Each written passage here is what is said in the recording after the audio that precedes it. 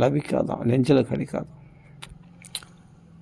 அவ்வளோ டேஸ்ட் இந்த பாகவதம். அப்படி சொல்லியிருக்கு. இந்த மகிமைகள் பார்த்தா பாகவதம் மகாத்மியத்தில் அப்படி சொல்லியிருக்கு. கால சர்ப்பத்தையே வெட்டி எறியக்கூடியது. கால சர்ப்பத்தையே கீழ்ச்சிடுமா. முகக்கிராச திராச நிர்நாச ஹேதவே ஸ்ரீமத் பாகவதம் சாஸ்திரம் கலோகீரேன பாஷிதம். இது சாஸ்திரம், நம்மளுக்கு வழிகாட்டி நூல். இதில் எப்படின்னா, ஒரு ஆமை இருக்கு இல்லையா, அந்த ஆமை தன்னுடைய அங்கங்களை சுருக்கின்றா யானையே மிதித்தா கூட அது ஒன்றாகாது. யானையே அந்த ஆமை ஓடு மிதித்தா கூட ஒன்றாகாது. அது மாதிரி பாகவதம் என்ற பகவானுடைய கோவிந்த புஜகுப்தாய கிருஷ்ணனுடைய பாதுகாப்பில் இருக்கிறவங்களுக்கு எந்த பாதிப்பும் அவங்களுக்கு பாதிக்காது. அவங்க குளிர்ச்சியாக இருக்க வேண்டியது தான். எப்பொழுதும் பாகவதத்தில் நினையணும், பாகவத ஸ்நானம் பண்ணணும். அதை விட மனசில் சீக்கிரமாக சாந்தி உண்டாக்கக்கூடிய வழி வேறு எதுவுமே கிடையாது. சொல்லியிருக்கு பாகவதத்தில் என்னென்னா, பாகவதத்தில் சொல்கிற மாதிரி வேறு எதுலேயுமே சுலபமாக பகவானை அடையக்கூடிய வழி சொல்லலை.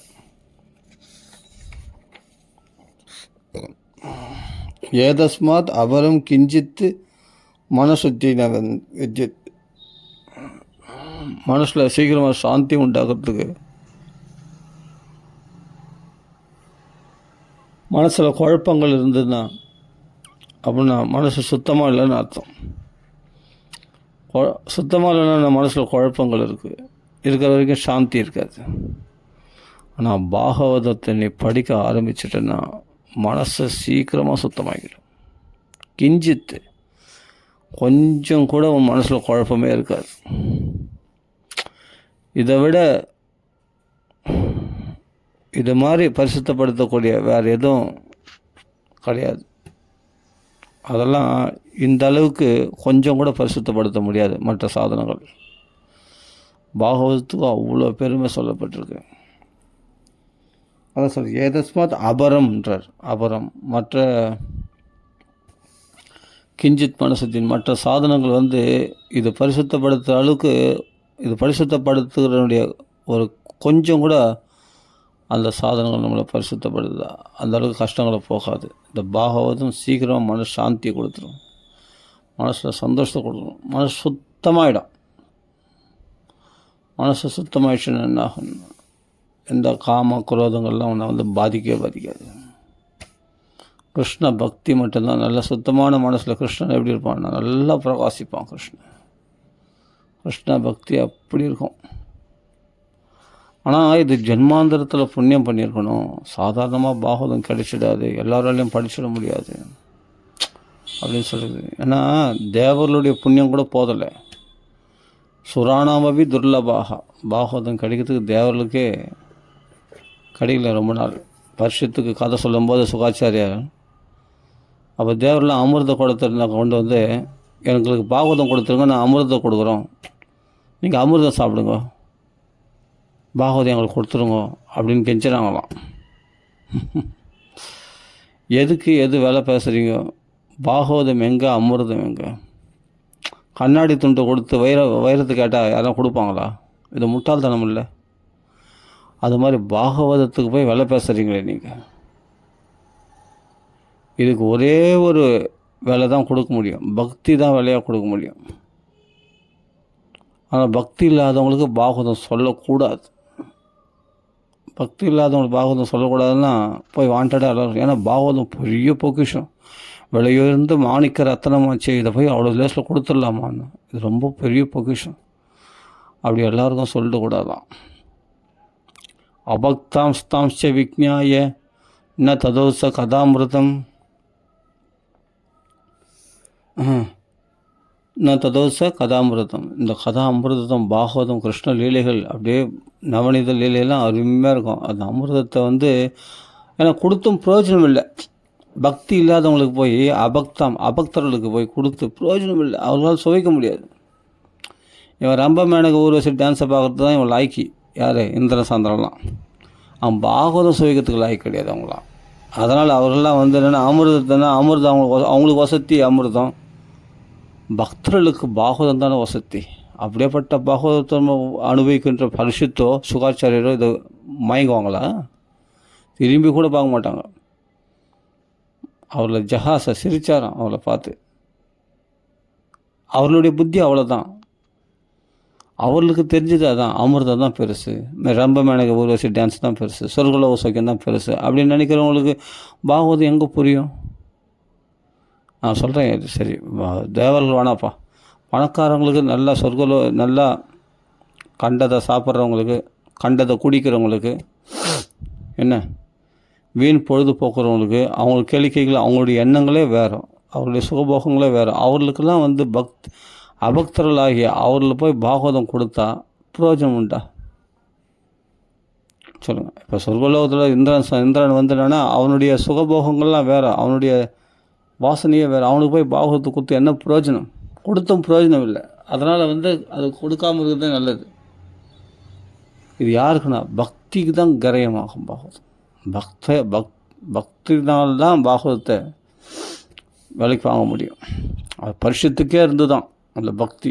அவன் கேட்குற மாதிரி என்னென்ன விஸ்தராத்துன்னு அவன் கேட்ட மாதிரி யாரும் கேட்டது கிடையாது. அப்படி கேட்டானா பாகவதத்தை அந்த பக்தியோடு கேட்குறவங்களுக்கு தான் பாகவதம் சொல்லணும் அப்படின்னு பரிசுத்துக்கே பார்த்து ராஜன்னு கூப்பிட்டு சொன்னதுக்கு காரணம் அவன் அப்படியேப்பட்ட சிறந்த பக்தன். தேவரெல்லாம் அந்த பக்தி அற்றவர்கள். அப்படின்னா தேவர்களுக்கே இந்த பாகவதம், அவர்கள் அவ்வளோ புண்ணியம் பண்ணி சொர்க்கலோகத்தை அடைஞ்சிருக்காங்களே. 1000 அஸ்வமேத யாகம் பண்ணி 100 அஸ்வமேத யாகம் பண்ணால் தான் இந்திரலோகம் பதிக்கும். அதெல்லாம் ஒரு அஸ்வமேத யாகம் இந்த உலகத்தில் நம்ம பண்ண முடியாது.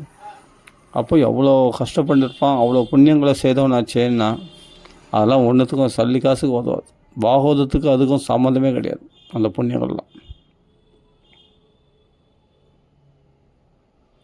அதனால் சுகாச்சாரியர் பாகவதம் சுராணாமபி இதில் தேவல் கொடுக்கல. அதனால் சுகபோகங்களில் உழக்கூடியவர்கள் வந்து காசு கொடுத்து ஏதோ ஆசைக்காக பாகவதம் வாங்கினாலும் வாங்கிடுவாங்க புஸ்தகத்தை, ஆனால் படிக்க மாட்டாங்க. வீட்டில் வச்சு பார்த்தா தூங்கிட்டு இருக்கும்.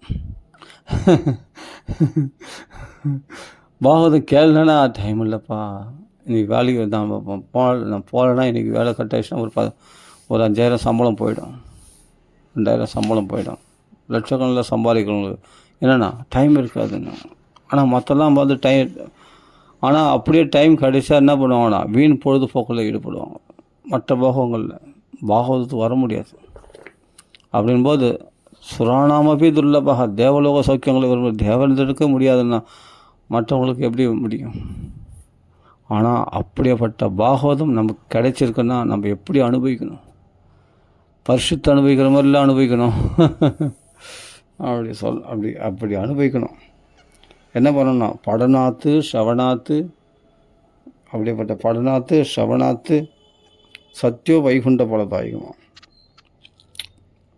இந்த பாகவதம் யார் பாராயணம் பண்ணுறாங்களோ அவங்களுக்கு அவங்க வைகுண்ட வாசிகள் தான். இல்லை யார் ஷவனம் பண்ணுறாங்களோ, நம்ம பாராயணம் பண்ணியிருக்கோம் மூல பாராயணம், அது யாருன்னா ஒருத்தர் ஃபாலோ பண்ணுவாங்க இல்லையா, அவங்களாம் வைகுண்ட வாசிக்கலாம். அதெல்லாம் பூலோக வாசிகள்லாம் சொல்லக்கூடாதான். படநாத்து ஷவநாத்து சத்தியோ, அந்த க்ஷணத்துலேயே எப்போ பாகவதம் காதில் கேட்டாங்களோ, எப்போ படனம் பண்ண ஆரம்பிச்சிட்டாங்க, புஸ்தகத்தை தொட்டாங்களோ, சத்தியோ உடனே அவர்கள் வைகுண்ட வாசிகள் ஆகிட்டாங்களோ. வைகுண்ட பலன் அவங்களுக்கு கையில் கிடைச்சிருச்சான், வைகுண்டத்தில் தான் இருக்காங்களாம். அதான் சத்தியோ வைகுண்ட பலதாயகம். சத்தியனா உடனே, சத்தியனா உண்மையிலே அப்படின்னு அர்த்தம். சத்தியனா உண்மைன்னு ஒரு அர்த்தம். சத்தியனா அதான் உடனே, உடனே அவர்கள் சத்தியோ ஹிருத்திய அவருத்தியன்னு சொல்கிறேன் இல்லையா, உடனே ஹிருதயத்தில் பகவான் வந்துடான்னு சொல்கிறேன். அப்போ ஹிருதயத்தில் கிருஷ்ணன் வந்துடான்னு நீ வைகுண்ட வாசி தானே. அப்படி ஏன்னா இந்த பாகவதமே மேனிரே பகவத் ரூபம் சாஸ்திரம் பாகவதம் கலு படநாத்து ஷவநாத்து சத்தியோ வைகுண்ட பலதாயம்.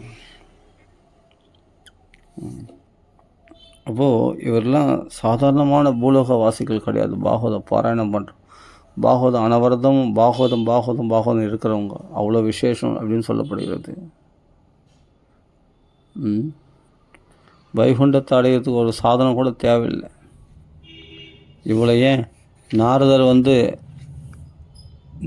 ஒரு சமயம் நாரதர் என்ன பண்ணுறார், இந்த பூலோகம்தான் சகல புண்ணிய கஷேத்திரங்களும் புண்ணிய தீர்த்தங்களும் இருப்பிடன்றதுனால எல்லா க்ஷேத்திரங்களுக்கும் எல்லா புண்ணிய தீர்த்தங்களும் போயிட்டு வந்துட்டார். எல்லா புண்ணிய தீர்த்தங்களும் ஹரிக்ஷேத்திரம், குருக்ஷேத்திரம், ஸ்ரீரங்கம், சேதுவனம், காசி, கோதாவரி எல்லா தீர்த்தங்களும் போயிட்டு வந்துட்டார். புஷ்கரம் ச, பிரயாகம் ச, காசி, கோதாவரி எல்லா தீர்த்தங்களும் போய் ஸ்நானம் பண்ணிட்டார். பாரத தேசத்தில் இருக்கிறது புண்ணிய தீர்த்தங்கள் எல்லா தீர்த்தங்களும் போய் ஸ்நானம் பண்ணிட்டு வந்தார். எல்லா க்ஷேத்திரங்களும் போயிட்டு வந்தார். இமாச்சலத்தில் கன்னியாகுமரி எல்லா இதுவும் போய் வந்தாச்சு. ஆனால் எங்கேயுமே அவருக்கு பகவானுடைய பக்தி குணங்களை பற்றி பேசுகிறவங்க கிடைக்கலையா. கிருஷ்ண பக்தியர் பண்ணவர்களுடைய அப்படியேப்பட்ட தூய பக்தர்கள் கலியுக ஆரம்பத்தில் நிம்மதியே இல்லாமல் போயிட்டாராம். அப்படியே இழைச்சி போயிட்டார் நாரதர். ஒரு பிரகலாதம் காணும், ஒரு துருவனம் காணும். எங்கே பார்த்தாலும் களி வியாபிச்சிருக்கு மாதிரி நிறைய தோஷங்கள் தான் இருக்குது கலியுகத்தில் பார்த்தா. அப்போ பார்த்தா என்ன எங்கே பார்த்தாலும் பக்தியே இல்லாமல் போயிருந்தேன். பக்தி இழைச்சி போயிருக்கா. எங்கேயாவது ஒரு பகவத் குணங்களை பற்றி பேச மாட்டாங்களா, பாகவதம் பேச மாட்டாங்களான்னு அப்படியே ஏங்கி போயிட்டார் நாரதர். அலையிறார், சத்சங்கத்துக்காக அலையிறார், கிடைக்கல. ஒரு இடத்துல பக்தி தேவியும் பிருந்தாவனத்தில் தான் பார்த்தா பக்தி இருப்பான்னு சொல்லிட்டு அங்கே வந்து பார்த்தா பக்தி இழைச்சி போயிருக்கலாம், அழறாலாம் பக்தி. என்னடா இதுன்னு பார்த்தா பக்கத்தில் பார்த்தா அவள் இழைச்சி போயிட்டா. பக்தி தேவி தான் கண்டுபிடிக்கிறதுக்கு கொஞ்ச நேரம் ஆச்சு. காசித்துவம் காம சேம நாதியா பத்மல வச்சனா, யாருமா நீ, யார் பெண்ணு, ஏன் அழற நீ அனாதியா அப்படி கேட்குறாங்க. எனக்கு தெரியலையா சுவாமி, அகம் பக்தி விதிக்காதா, நான் பக்தி என்று புகழ் பெற்றவளாச்சுன்னு. புகழ் பெற்றவளா நீ, பக்தி தேவியா, பக்தி தேவியா நீ, ஏன் இப்படி அழைச்சி போயிருக்க, ரொம்ப மெலிஞ்சு போயிருக்க. இவங்க யாருன்னா, இவங்க தான் ஞான வைரக்கன் சுவாமி, என் பிள்ளைங்க. தெரியல உங்களுக்கு, நீங்கள் அவ்வளோ பேருக்கு பிரகலாதனுக்கு துருவனுக்கும் ஞான உபதேசம் பண்ணியிருக்கீங்களே, அந்த ஞான வைரக்கியம் தான் இவங்க தான். ஏன் இந்த வயோதிக நிலை, கிழவர் நிலை அடைந்திருக்கிறார்கள்னா எல்லாம் கலியினுடைய தோஷம் சுவாமி. நாரதர் ஊராக தெரிஞ்சார், கஷேத்திரங்களுக்கு தீர்த்தங்களுக்கு, எங்கே போனாலும் நிம்மதி இல்லை. எங்கே போனாலும் இவருக்கேற்ற பக்தி கிடைக்கல. அந்த பாகவதம் கிருஷ்ணனுடைய குணங்களை பற்றி பேசுறதுக்கு ஆள் கிடைக்கல. பக்தி இல்லை, ஞான வைராக்கியம் பார்த்தா அப்போ தான் பார்த்தார். அந்த பக்தி ஞான வைராக்கியம் எப்படி இருக்கானா, பக்தி மெலிஞ்சு போயிருக்கா, யுவதியாக இருக்கா ஆனால் மெலிஞ்சு போயிருக்கா, அழறா. ஞான வைராக்கியம் வயோதிக நிலை அடைந்து விட்டார்கள். கிழவர்களாக இருக்கிறாங்க. தட்டி எழுப்பி பார்க்குறாரு, எழுந்துக்க மாட்டாங்க. வைராக்கியா எழுந்துருன்றாரு, ஞானா எழுந்துருன்றார். ஆள் தான் சுஷ்க காஷ்ட சமாங்க, காஞ்ச கட்டை மாதிரி படுத்துட்டாங்களாம். அப்படி எலும்பும் தோலுமா, தலைலாம் வெளுத்து போய் கிழவர்களாக இருக்காங்க. அப்புறம் வேதாந்தங்களை பாடினார், பகவத்கீதை சொன்னார். அதெல்லாம் சொன்னால் ஞான வைராக்கியம் பலம் அடையன்னு பார்த்தா எழுந்துக்கல, சும்மா எழுந்த மாதிரி மறுபடியும் பத்துக்கிட்டாங்க, அவள் தான். அப்போ ரொம்ப நாரதர் வருத்தப்பட்ட உடனே பகவான் பார்த்து ஆசீர்வாக்கா சொன்னால், ஒரு சத்கர்மாவை நீங்கள் செய்தீங்கன்னா இந்த ஞானம் வைராக்கியம் பக்தி எல்லாமே பலம் புஷ்டி குண்டாயிடுவாங்க, எல்லாம் குண்டாயிடுவாங்க, பலம் பெறுவார்கள் அப்படின்னு. சரியா, அந்த சத்கர்மா என்ன சொல்லுங்கள், உடனே நான் செய்கிறேன் அப்படின்னு நாரதர் கேட்டோடனே, சாதவகா சாதுபூஷணா. இதுக்கு யார் சொல்லுவாங்கன்னா நான் சொல்லக்கூடாது, மகான்கள் வாக்கில் தான் போய் கேட்கணுமா அந்த சத்கர்மா என்னென்னு. அந்த சத்கர்மா என்னென்னு எல்லாருக்கும் நம்மளுக்கு எல்லாரும் தெரியும், பாகவதம் தான். பாகவதம் பகவான்களே நம்ம கேட்டால் கூட கிடைக்காது. மகான்கள் வாக்கில் போய் பாகவதம், அந்த பாராயணம் பண்ணியிருக்காங்க ஒரு அனவரதம் பாகவதம்னு, அவங்க வாக்கில் போய் பாகவதம் கேட்கணுமா. அப்படி பாகவதம் கேட்டால் தான் நமக்கு பலிக்கும். அதனால் சாதவகா சாதுபூஷணாக. அப்போ தான் இவ கேட்குறா பக்தி தேவி, இந்த களியினால் நாங்கள் இப்படி பாதிக்கப்பட்டிருக்கோமே, அந்த களியை ஏன் உயிரோட விட்டு வச்சா அந்த பரிசுத்து வாழை ஓங்கி நான் வெட்டிட்டு வந்தேனே அப்படின்னா. அப்படி இல்லைம்மா, அது ஒரு காரணம் இருக்குது. பரிசுத்து காரணம் இல்லாமல் செய்யலை. கலியுகத்தில் உள்ள மக்களுக்கு கருணை மேலே உள்ள கருணையினால்தான் அந்த கலிபுருஷனை விட்டு வச்சாராம் பரிசுத்து. என்னென்னா, எத்பலம் நாஸ்தி தபசா ந யோகேன சமாதினா தற்பலம் லபதே சம்யக்கு கலு கேசவ கீர்த்தனாத்து.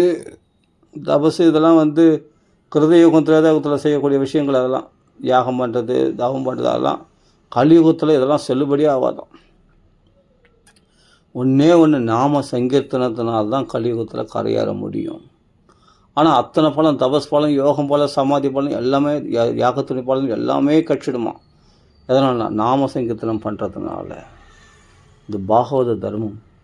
இது எல்லாருக்கும் பயன்படணுன்ற நோக்கத்தால் தான் பரிசுத்தை விட்டு வச்சார் அப்படின்னு சொன்ன உடனே பக்தி தேவி, அப்போது நாமத்தினால மக்கள் கரையேறுவார்கள், பக்தி வளரணும்னு ஒரு உபாயம் இருக்கே அப்படின்னு சந்தோஷப்பட்டா.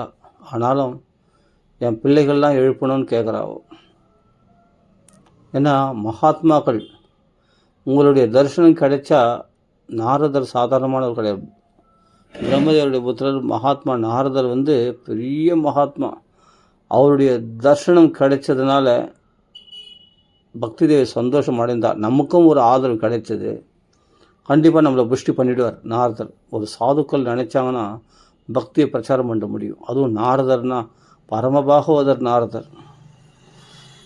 அதனால தான் சனகாதி முனிவர்கள் சொல்கிறார், ஸ்ரீகிருஷ்ண பக்தாடம் அக்கடில் யோக பாஸ்கர். கிருஷ்ண பக்தர்களுக்குள் முதன்மையானவர். மகாத்மாக்களுடைய அனுகிரகம் பக்தி தேவிக்கே சரி, மகாத்மாவுடைய அனுகிரகம் கிடைச்ச பிறகு தான் அவள் புஷ்டி அடைகிறான். அப்போ கேட்குறான், ஜெயதி ஜெகதி மாயாம் எஸ்ய காயாதவஸ்தே. சொன்னீங்களே கலியுகத்தில் பகவான் நாமா சொன்னால் கரையேறிடுவாங்கன்ட்டு. ரொம்ப சந்தோஷம். ஆஹா, அது எனக்கு ஒரு மனசில் ஒரு ஆறுதலாக இருக்குது கேட்டதில். அவளுக்கு பக்தி தேவிக்கு சந்தோஷமாக இருக்குது. ஆனால் தன் பிள்ளைகள் இன்னும் வயதுக்கு நிலை மாறலையே, அது மாற்றணும். ஜெயதி ஜெகதி மாயாம் எஸ்ய காயாதவஸ்தே வச்சன ரச்சனம் ஏகம் கேவலம் ச ஆகலைய த்ருவபதமபியாதோ யத்கிருபாதோ த்ருவ அயம் சகல குஷல பாத்திரம் பிரம்மபுத்திரம் நதாஸ்மி. பாருங்க, ஜெயதி ஜெகதி மாயாம், உலகமாயி கர்ப்பத்தில் இருக்கிற ஒரு குழந்தை பிரகலாதன் உலகமாயி ஜெயிச்சிட்டானா. எதனால்னா ஒரு குரு அனுக்கிரகம். சாதுனுடைய அப்படியேப்பட்ட என்னை இந்த கலிபுருஷன் வாட்டி எடுக்கிறான், என்னையும் என் பிள்ளைகளையும், ஞான வைராக்கியம் என்னுடைய பிள்ளைகளையும்.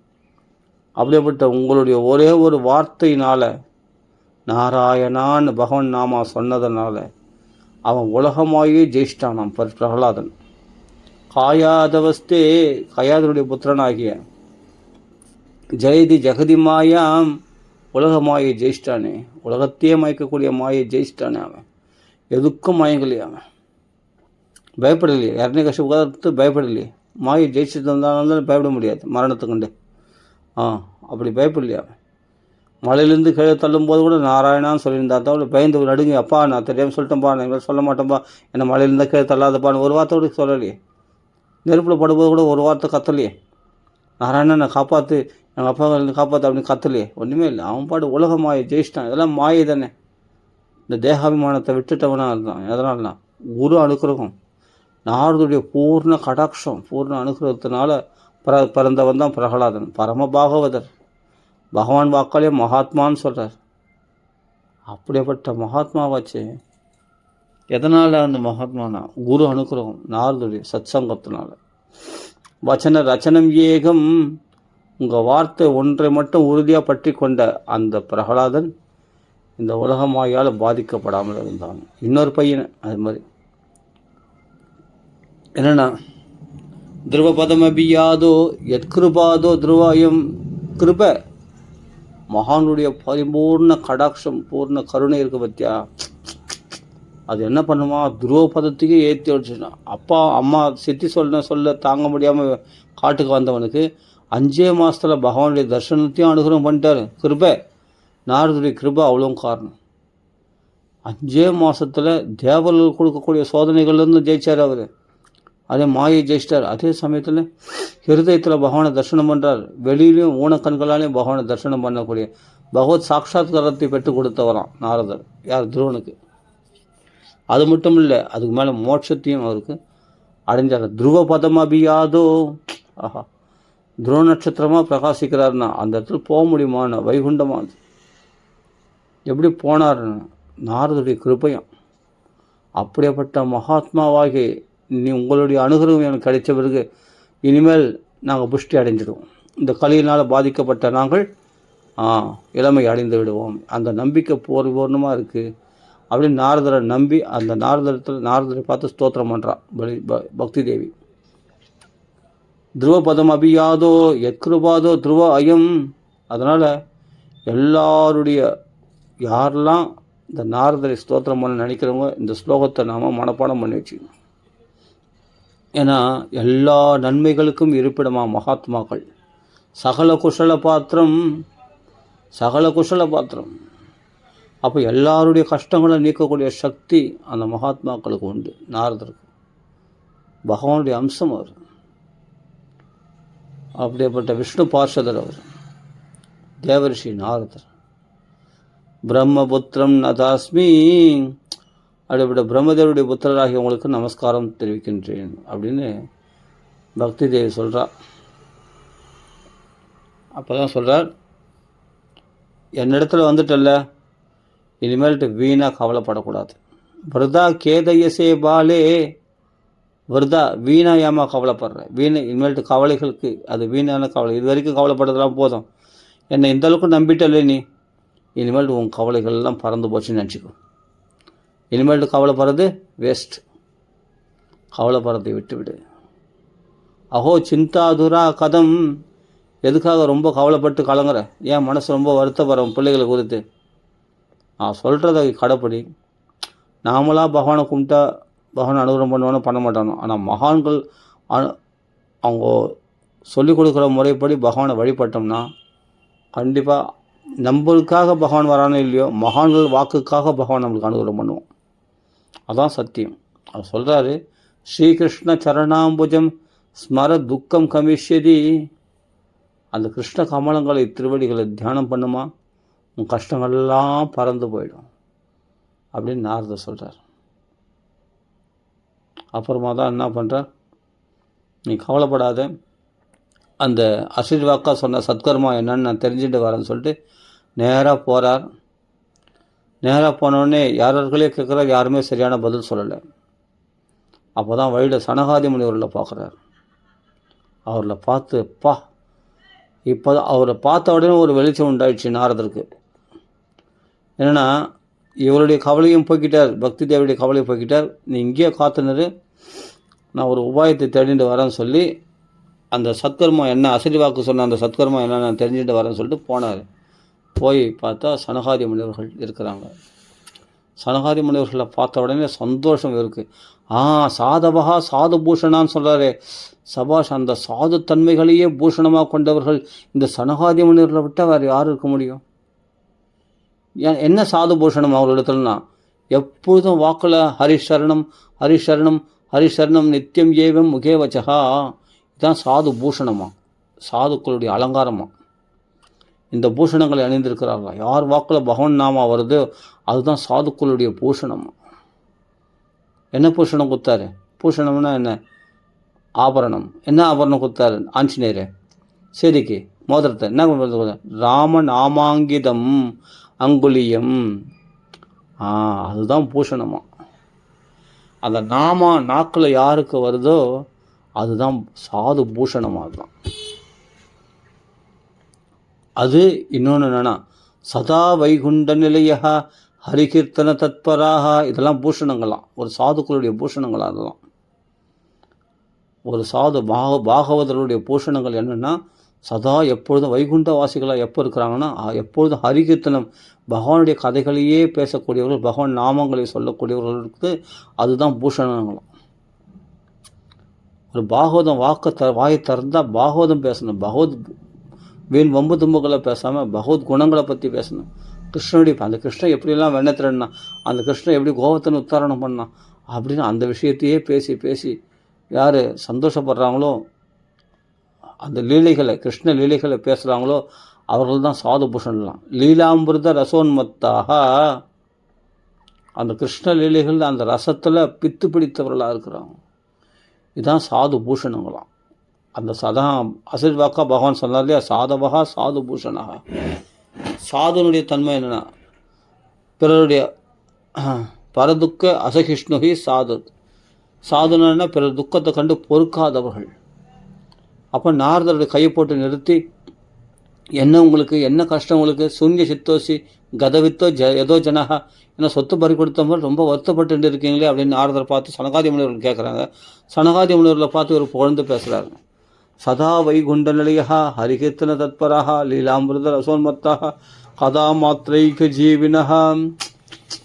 என்ன அருமையான ஸ்லோகம் தெரியுமா? அதெல்லாம் அனுபவிக்கக்கூடிய ஸ்லோகம். இந்த பாகவதம் எப்பொழுதும் பாகவதம் பாகவதம் பாகவதம் பேசிகிட்டே இருக்கணும். வேறு ஒன்றுமே வேணாம். இந்த பாகவத கதை பாகவதம் இல்லாத போது பகவான் நாமா என்ன சொல்லுவாங்க, அவங்க எப்படி இருக்காங்களாம், அனைவரதும் பகவான் நாமா சொல்லிட்டு இருப்பாங்களாம் சனகாதி மனிதர்கள். ஹரிஷரணம் ஹரிஷரணம் ஹரிஷரணம் நித்தியம் ஏவ முகே வசா. அதனால் என்ன ஆச்சுன்னா, நாமா அனைவரதும் சொல்லி கொண்டு இருக்கிறதுனால காலன் கூட அவங்கள தொடரலையாம், முதுமை பாதிக்கலையாம். எப்பொழுதும் 5 வயது குழந்தைகளாகவே காட்சியளிக்கின்றார்களாம். அவர்கள் எப்பொழுதும் சுறுசுறுப்பாக எல்லா லோகத்திலும் சஞ்சரிக்கிறாங்க. ஆனால் அவர்கள் வைகுண்ட வாசிகள் தான். உடம்பு தான் சஞ்சரிக்கிறது, அவங்க ஆத்மா எப்பொழுதும் வைகுண்டத்தில் தான் வாசம் செய்கிறது. அதனால் சதா வைகுண்ட நிலையா. அப்போ அதில் எப்பொழுதும் அதனால் எப்பொழுதும் இப்போ ஒரு சப்தாகம் முடிஞ்சதா பாகவத பாராயணம், உடனே அடுத்த சப்தாகம், உடனே அடுத்த சப்தாகம். அப்படி யார் பாராயணம் பண்ணுறாங்களோ, சப்தாகம் இல்லை, நீ எப்பொழுதும் பாகவத்தில் வீட்டில் ஒரு ஸ்லோகம் 1/2 ஸ்லோகம் படித்தா கூட நம்ம வைகுண்ட வாசிகள் தான். நம்ம ஒரு அத்தியாயம் 2 அத்தியாயம் படித்தா கூட அந்த ஒரு அத்தியாயம் 2 அத்தியாயம் படிக்கிற வரைக்கும் படிக்கிற அந்த நேரம் நீ வைகுண்ட வாசி தான். அதுக்கப்புறம் பௌதிகத்தில் நீ வாழ்வ, வீணான மனசில் கலங்கள் வந்துடும், அப்போ நீ பௌதிகவாதி ஆகிடுவேன், அது வேறு விஷயம். ஆனால் பாகவதம் படிக்கிற நேரம் மட்டுமாவது நீ எப்படி இருப்ப? வைகுண்ட வாசியாக தான் இருப்பேன். அப்போ இவர்கள் எப்பொழுதும் சதா வைகுண்ட நிலையான எப்படி இருக்காங்கன்னா, எப்பொழுதும் பாகவதம் பாகவதம் பாகவதம் பாகவதம் பகவத் குணங்களை கிருஷ்ண லீலைகளை பற்றி பேசி பேசி அதில் பித்து பிடித்தவர்களாக இருப்பாங்களாம். லீலாமிருத ரச உண்மத்தாக கதா மாத்திரைக ஜீவனகா. அவர்கள் சாப்பாடு தண்ணிலாம் முக்கியம் இல்லையாம், கதர் தரிசனம் அவர் வாழ்ந்துருவாங்களாம். அப்படிலாம் பரம பாகவதர்கள் இந்த விஷாலா நகரத்தில் நம்ம பாரத தேசத்தில் சஞ்சரித்துக்கிறார்கள். அவர்கள் பாதங்கள்லாம் இங்கே பட்டிருக்கோன்னா நம்ம என்ன பாக்கியம் பண்ணியிருக்கோம் பாருங்க, யோசிச்சு பாருங்கள். நாரதர்லாம் நம்ம இந்த பூலோகத்தில் சஞ்சாரம் பண்ணியிருக்கார். ஆமாம், அகம் தூ பிரதீபம் யாதோ ஞாத்வா சர்வோத்தமாம் விதின்னு சொல்கிறார். இந்த பூமி தான் எல்லா உத்தமமானது, 14 உலகங்களிலும் இந்த பூமி தான், இந்த பூலோகம் தான் ரொம்ப பரிசுத்தமானதுன்னு சொல்லி இந்த பூலோகத்தில் இமாச்சலத்திலேருந்து எல்லாம் கன்னியாகுமரி வரைக்கும் காலார நடந்திருக்கார் நாரதர். அப்படிப்பட்ட மகான்களுடைய பாதம் பட்ட இடம் இதெல்லாம் பாகவதம், இந்த பாரத தேசம் புண்ணியாத்மாக்கள் சஞ்சரிக்கிற இடம். அதனால தான் நம்மளுக்கெல்லாம் கொஞ்சம் நெஞ்சமாவது இந்த பாகவத வாசனை வீசுது. பாகவதம் பற்றி கேட்கணும் படிக்கணும்னு ஆசை உண்டாகுது, இல்லாட்டி வரவே வராது. அப்போ சொல்ல கதா மாத்திரைக ஜீவினஹா ஹரிஷரணம் ஹரிஷரணம் நித்தியம் ஏவம் முகே வச்சா. எப்பொழுதும் வாக்குல ஹரிஷரணம் ஹரிஷரணம் ஹரிஷரணம் பகவான் நாம. இப்போ ராம ராம ராம ராம ராம ராம ராம ராமன்னு சொல்லியிருக்கோம் இல்லையா? அதனால் என்ன ஆகுதுன்னா, நம்மளுக்கு வயோதிகமே நெருங்காதான், காலம் கூட நம்மளுக்கு கிட்ட நெருங்க மாட்டான். அஜாமிடன் ஒரு நாமா சொன்னதுனாலே யமபாசத்தை அறுத்துட்டு விஷ்ணுதூர்கள் காப்பாற்றினாங்களா இல்லையா? அப்புறம் அது அப்படி இருக்கும்போது நம்மளுக்கு பகவானால் ரட்சிக்கப்படுகிறவர்கள், பகவானால் ஏதா தத்விஷயாமதி பகவான் அனுகிரகத்தினால்தான் நம்ம வாக்கள் நாமா வருது. அப்படி இருக்கும்போது அகம் ஸ்மராமி மத்பக்தம் யாமி பராம் கதின்னு சொல்கிற மாதிரி அவரில் பகவான் கடைசி காலத்தில் அவர்களை நினச்சி அவரில் பகவான் திருவடிக்கு அழைச்சி போயிடுறாங்க. அதனால் அனைவரதும் பகவான் நாமா சொல்கிறது பகவத் கதாசிரவணம் தான் அப்படின்றது. அதுதான் சாதுனுடைய பூஷணங்களாம், சாதுக்களுக்கு அலங்காரங்களாம். அதான் சாதுக்களுடைய அலங்காரங்கள். அப்படியேப்பட்ட சனகாதி முனிவர்களை பார்த்து கேட்குறார், உங்களை பார்த்த உடனே தெரிஞ்சுக்கிட்டேன் அந்த சாது பூஷணர்கள் யாருன்னு. நாரதருக்கு தெரியாதா? பரமஞானியாச்சு அவர், உள்ளும் வெளியும் லோகத்தில் எல்லாமே 3 லோகத்துக்குள்ளும் வெளியும் எல்லாம் சஞ்சாரிக்கக்கூடிய வைகுண்டத்துக்கு போயிட்டு வரக்கூடியவராச்சு. அவருக்கு தெரியாத விஷயம் உண்டா? சாதுக்கள் யாருன்னு பார்த்த உடனே தெரிஞ்சு போச்சு. மகாத்மாவில் தர்ஷன மாத்திரத்தில் தெரிஞ்சிடும் இவர்கள் சாதுக்கள் தான் சாதுக்கள் என்பது. அவர்கள்லாம் அப்படி தர்ஷனம் தீர்த்த பூதர்கள், அவர்களாம் நடமாடும் கோயில்கள், அவங்களாம் வைகுண்டவாசிகள். அதான் சொல்கிறார், ஜராயுஷ்மன்ன பாததே, வயோதிகம் கூட உங்களை பாதிக்கலையே. அப்படியேப்பட்ட எப்பொழுதும் 5 வயசு குழந்தைகள் போல சஞ்சரிக்கும். பஞ்சஹாயன அர்ப்பாபாக, அப்படிப்பட்ட பஞ்சாயன சம்யுக்தா பூர்வேஷம் அப்படி பூர்வஜா. என்ன, எப்பொழுதும் பஞ்சஹாயன சம்யுக்தா, எப்பொழுதும் 5 வயசு குழந்தைகள் போல சொல்லி. ஆனால் எல்லாருக்கும் முன்னோர்கள், நாரதருக்கே அண்ணாக்கள் அவங்க. ஆனாலும் அவர்கள் எப்பொழுதும் 5 வயசு குழந்தைகளாக சஞ்சரித்து கொண்டிருப்பார்கள். எதனால்னா பாகவதம். பகவத் குணங்கள் கிருஷ்ண லீலைகள் பற்றி பேசி பேசி அவர் 5 வயசு குழந்தைகள் ஆகிட்டாங்களாம். அது மாதிரி குழந்தைகளாக ஆகிடுமா, மனசு இளமையாகிடுமா, புத்துணர்ச்சி உண்டு, குதூகலம் உண்டாயிடும். கிருஷ்ண கதைகளை பேசினா பகவான் நாமத்தை கீர்த்தனம் பண்ணான். 2 விஷயத்தை இங்கே சொல்லிக்கலாம். ஹரிசரணும் பகவான் நாம சங்கீர்த்தனம். சதா வைகுண்டலிகா லீலாமிருத ரசோன்மத்தாக கதா மாத்திரைக்கு சின்ன கதை சிரவணம் பண்ணுறது, கதை சொல்கிறது. 4 பேர் சேர்ந்தால் சத் சங்கம். சனத்குமார, சனத் சுஜாத, சனத்குமார, சனத் சுஜாத, சனந்தனர், சனகர், அப்படி 4 பேர் சேர்ந்தால் சத் சங்கம். அவ்வளோதான். கூடி பேசினா முடிஞ்சு போச்சு. அப்படி அனுபவிப்பாங்களாம் பாகவதத்தை. அதனால் அப்போ சொல்கிறார், அந்த அசரீரி வாக்கு சொன்ன அந்த சத்கர்மா என்ன என்று கேட்கிறார் நாரதர். அப்பா ஃபஸ்ட்டு மனசு ரிலாக்ஸ். எங்கேயோ ரொம்ப தொழில் அழிஞ்சிட்டு வர போல இருக்குது. அவராக கோயிலாக தீர்த்தமாக போய் அழிஞ்சிட்டு வர்றாரு. யாருமே சரியாக பதில் சொல்ல அந்த சத்கர்மா என்னென்னு. அசரீரி வாக்கு சொன்ன சத்கர்மா என்னென்னு தெரியல அவருக்கு. ஆனால் சனகாதி முனிவர்கள் சொல்கிறாங்க, கவலையே படாத, அந்த சத்கர்மா நான் சொல்கிறேன், ஃபஸ்ட்டு நீ ரிலாக்ஸ் ஆக. மூச்சு வாங்குது பாரு, ரொம்ப தொழில் நடந்து வந்து ரிலாக்ஸ் ஆகும், கொஞ்சம் உட்காருங்க அப்படின்னு சொல்கிறார். மா சிந்தா குரு தேவரிஷே, அதை பற்றி கவலை முதல் அந்த அதனுடைய கவலை வச்சு உங்களுக்கு விடை கட்சியாச்சு. அந்த சத்கர்மான்றது விடை கட்சியாச்சு. இனிமேல்ட்டு அதை பற்றி சிந்தனை பண்ணாது, கவலை விடுங்க அப்படின்றார். ஹர்ஷ சித்தம் சமாபக, கொஞ்சம் ரிலாக்ஸ் பண்ணிங்க சுவாமி, மனசு சந்தோஷமாக வச்சுங்க, ஃப்ரெஷ்ஷாகுங்க. அந்த சத்கர்மா என்னன்றது நான் சொல்கிறேன். அது ரொம்ப சுலபம். அந்த உபாயமானது, அசரீரி வாக்கு சொன்ன அந்த உபாயமானது ரொம்ப சுகமாக கடைப்பிடிக்கக்கூடிய ஒரு விஷயம். அது இந்த கடமுடான்னு தபசு பண்ணுறது, யோகம் பண்ணுறது, அதை பண்ணுறது, மூச்சை பிடிக்கிறது, மூக்கை பிடிக்கிறது, அதெல்லாம் கிடையாது. நான் யாகம் போட்டு புகையை போட்டுன்னு யாகத்தை பண்ணுறேன்னு சொல்லிட்டு புகையை போட்டு நிறைய திரவியங்களை எரிச்சின்னு அதெல்லாம் அந்த ஹீட்டில் போய் உட்காந்துருன்னு அவசியம் இல்லை. அப்போ என்ன சுவாமின்னா, பஞ்சாக்னி மத்தியில் தவம் வேணும், அதெல்லாம் ஒன்றும் வேணாம். இது உபாயா சுகசாத்தியத்திர, ரொம்ப சுகமான உபாயம். காது இருக்கு இல்லையா, இது வலிக்காமல் இருக்கக்கூடிய காது என்னென்னா ஆனந்தமாக உட்காந்து கதை கேட்கணும், அவ்வளோதான். ரொம்ப சுகமான சாத்தியமானது எதுன்னு சிரவணம் பண்ணணும், அவ்வளோதான். என்னதுன்னா பாகவதம். அப்படிப்பட்ட சுகமான உபாயம். இதைத்தான் பகவான் சொல்லியிருக்கார். அசரீரி வாக்காக பகவான் சொல்லியிருக்கார். இதை சொன்னால் பக்தி கஷ்டம் நிவர்த்தி ஆகிடும். அவர் சொல்கிறார், உபாய சுகசாத்தியத்திர வர்த்ததே பூர்வையேவகி. இது நாங்கள் சொல்லலப்பா நாரதரே, சனகாதி முனிவர்கள் சொல்கிறாங்க. அவர்களே பூர்வர்கள், அவங்களே மூத்தவர்கள் தான், பிரம்மதேவனுடைய மூத்த குமாரர்கள் அவங்க. இவங்களுக்கே சொல்கிறாங்க, நாங்கள் சொல்ல, எங்களுக்கு முன்னாடி இந்த முன்னோர்கள் சொல்லியிருக்காங்க, இந்த வழியை, சுகமான வழியை முன்னோர்கள் காட்டி கொடுத்துருக்கிறார்கள் அப்படின்னு சொல்கிறார். அப்போ கிருதயுகத்தில் தேதாயுகத்தில் அது ரொம்ப இல்லையா இருந்தது, அந்தளவுக்கு பிரகாசிக்கல. ஆனால் கலியுகத்துக்கு இது ரொம்ப தேவைப்படுறதுனால இப்போ ரொம்ப பிரகாசிக்க செய்கிறார்கள் மகான்கள்லாம் இந்த கதாசிரவணத்தை. அது என்னென்னா, சத்கர்ம சூச்சகோ நியூனம் ஞான யக்ஞ ஸ்பிருதோ புதைஹி. அந்த சத்கர்ம சூச்சகோ எற்ற சத்கர்ம சூச்சகோ நிச்சயமாக அந்த ஞான யக்ஞம் தான். அந்த ஞான யக்ஞம்னா ஞானத்தை உபதேசிப்பது அந்த யக்ஞம். அது என்னென்னா சப்தாக யக்ஞம், பாகவதம் தான். இது புத்திமான்களால் மட்டும்தான், மகா புத்திமான்கள் பரம ஞானிகளால் உபதேசிக்கப்பட்டிருக்கிறது அந்த ஞான யக்ஞம். புரியுதா? அது என்னன்னு கேட்டால் அதுதான் ஸ்ரீமத் பாகவதம். ஸ்ரீமத் பாகவதா லாபகா சதுகீத சுகாதிபிகி, சுகாச்சாரியர் போன்ற மகரிஷிகளால் பாடப்பட்டது இந்த பாகவதம். இதை பிடிச்சிக்கோ, ஜென்மம் கரையறிடும். இதனால் என்ன ஆகும்னா, பக்தி ஞான விராகானம் தத்கோஷேன பலம் மகத்து பிரஜிஷ்யதி துவயோ கஷ்டம் சுகம் பக்திர் பவிஷ்யதி. என்ன ஸ்லோகங்கள் இதெல்லாம், அருமையான ஸ்லோகங்கள்.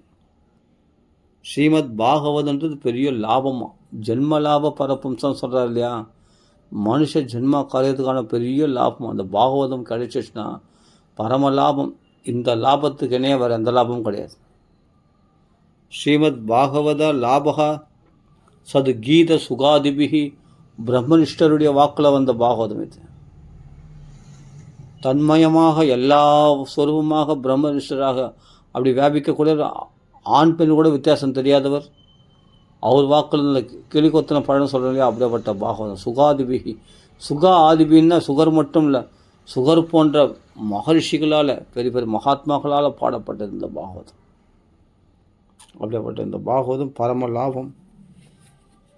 இதனால் என்ன ஆகுனா, பக்தி ஞான விராகானம் தத்கோஷேன பலம் மகத்து. ஆஹா, இந்த வார்த்தைகளை படிக்கணும். கோஷம், இந்த பாகவத பாராயணம். ஜன்மாத்தசி ஏதோ அன்பயாத் இதரஸ்ட அர்த்தேஷா விக்னஸ்வராட்டு தேனே பிரம்மஹிருதாய ஆதிகவிய முஹ்யந்தி யத் சூரயா தேஜோ வாரிமிருதாம் யதா வினிமயா யத்திரத்தில் சர்கோமர்ஷா தாம்னா ஸ்வேன சதா நிரஸ்த குகம் சத்யம் பரம் தீமஹி.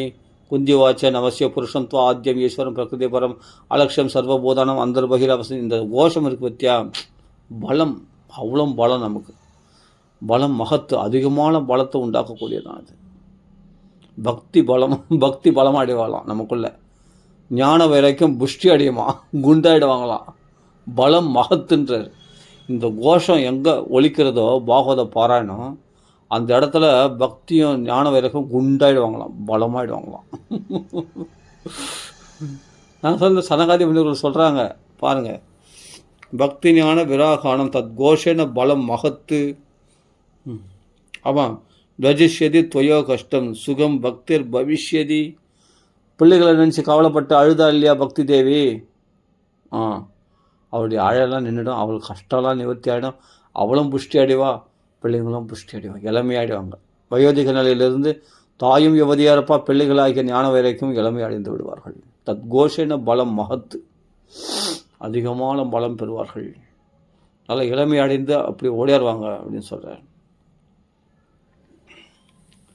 ரஜிஷ்யதி துவயோ கஷ்டம், பக்தி தேவனுடைய கஷ்டம் ஓடியே போயிடுவான். அப்படிப்பட்ட பாகவதம் இது.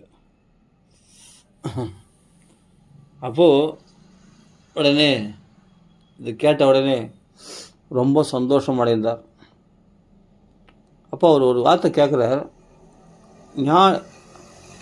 ஏன் பகவத்கீதையில் உபநிஷத்துக்கள்லாம் ஞான வைராக்கியம் பக்தியெலாம் ஏன் புஷ்டி அடைய மாட்டேங்குது கலியுகத்தில்?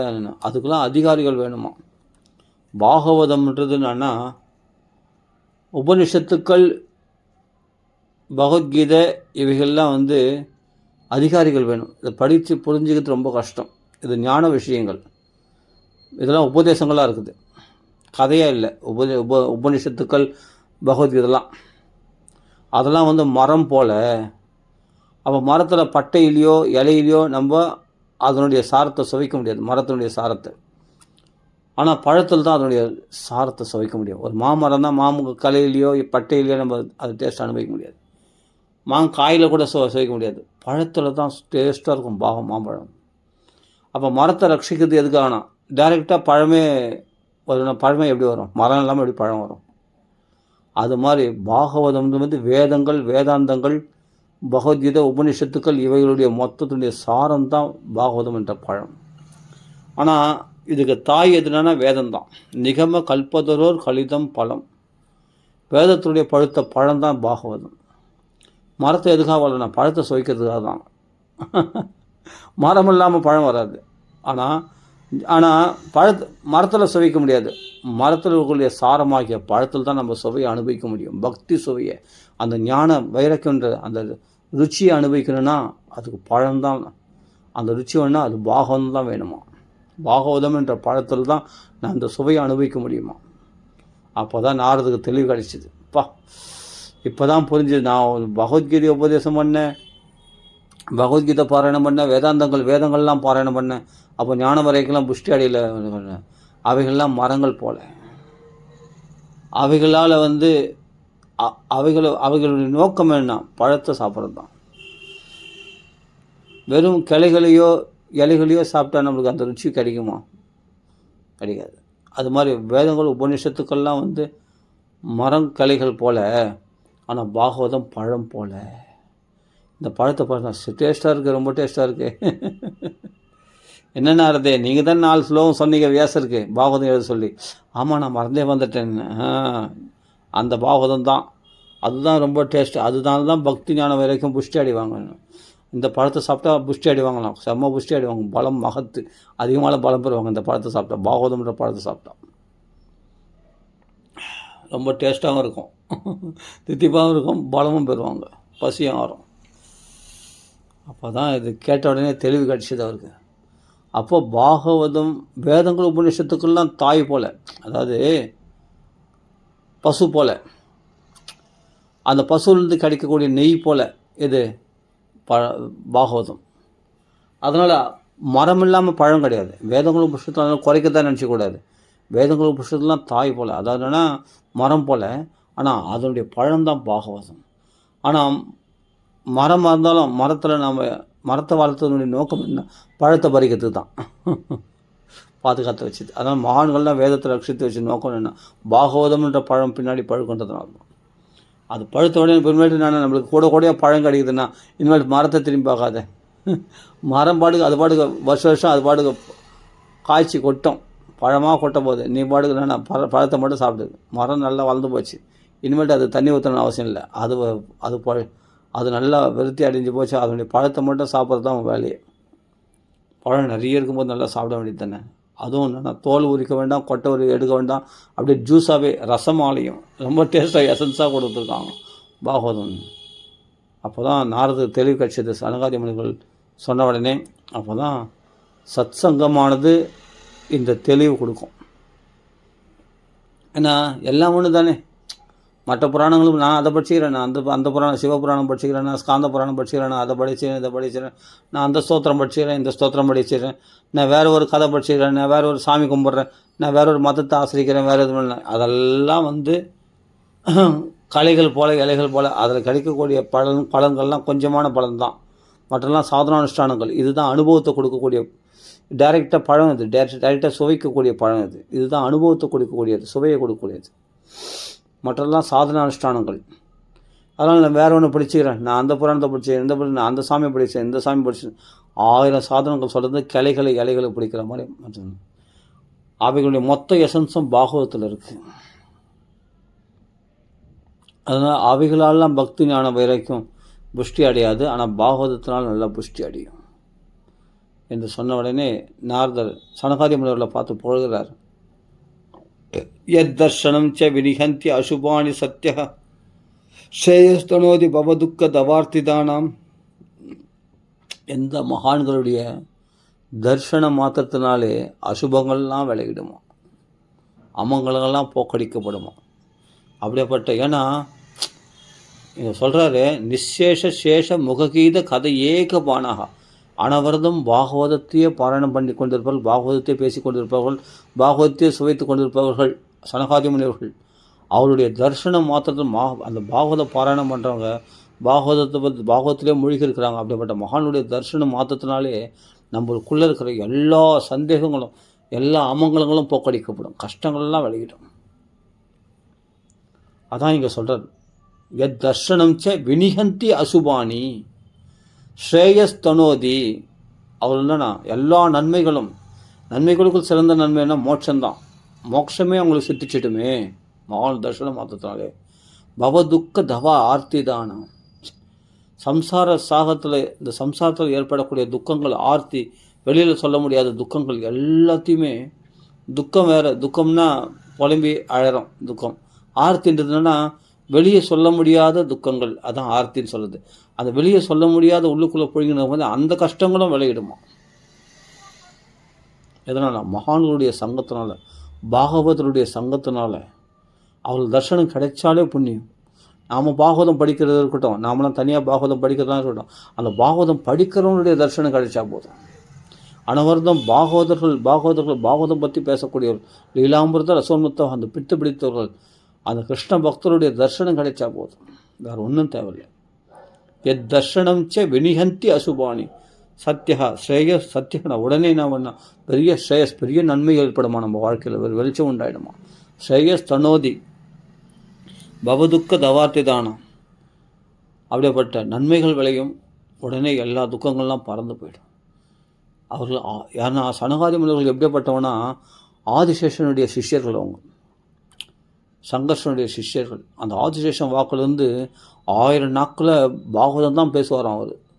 ஆதிசேஷனே அனவரதம் பகவானுடைய புகழ் பேச, வேறு எந்த புகழ் பேசுவார் அவர்? ஆதிசேஷனை வச்சு, பகவானுடைய சேவகனாச்சு, தாசனாச்சு. அனவரதமும் ஆதிசேஷன் என்ன பண்ணுவாராம், வாக்குலேருந்து பாகவதம் அப்படியே வர்ஷிப்பாராம். அது சனகாதி முனிவர்கள் காது நிறைய பாகவதம் ஃபுல்லாக கேட்பாங்களாம். 1000 வாக்குகளில் சொல்லக்கூடிய 1000 விஷயமா என்ன, 1000 விஷயம் இல்லை, 1000 வாக்குகளில் ஒரே விஷயந்தான் சொல்லுவாராம் ஆதிசேஷன்.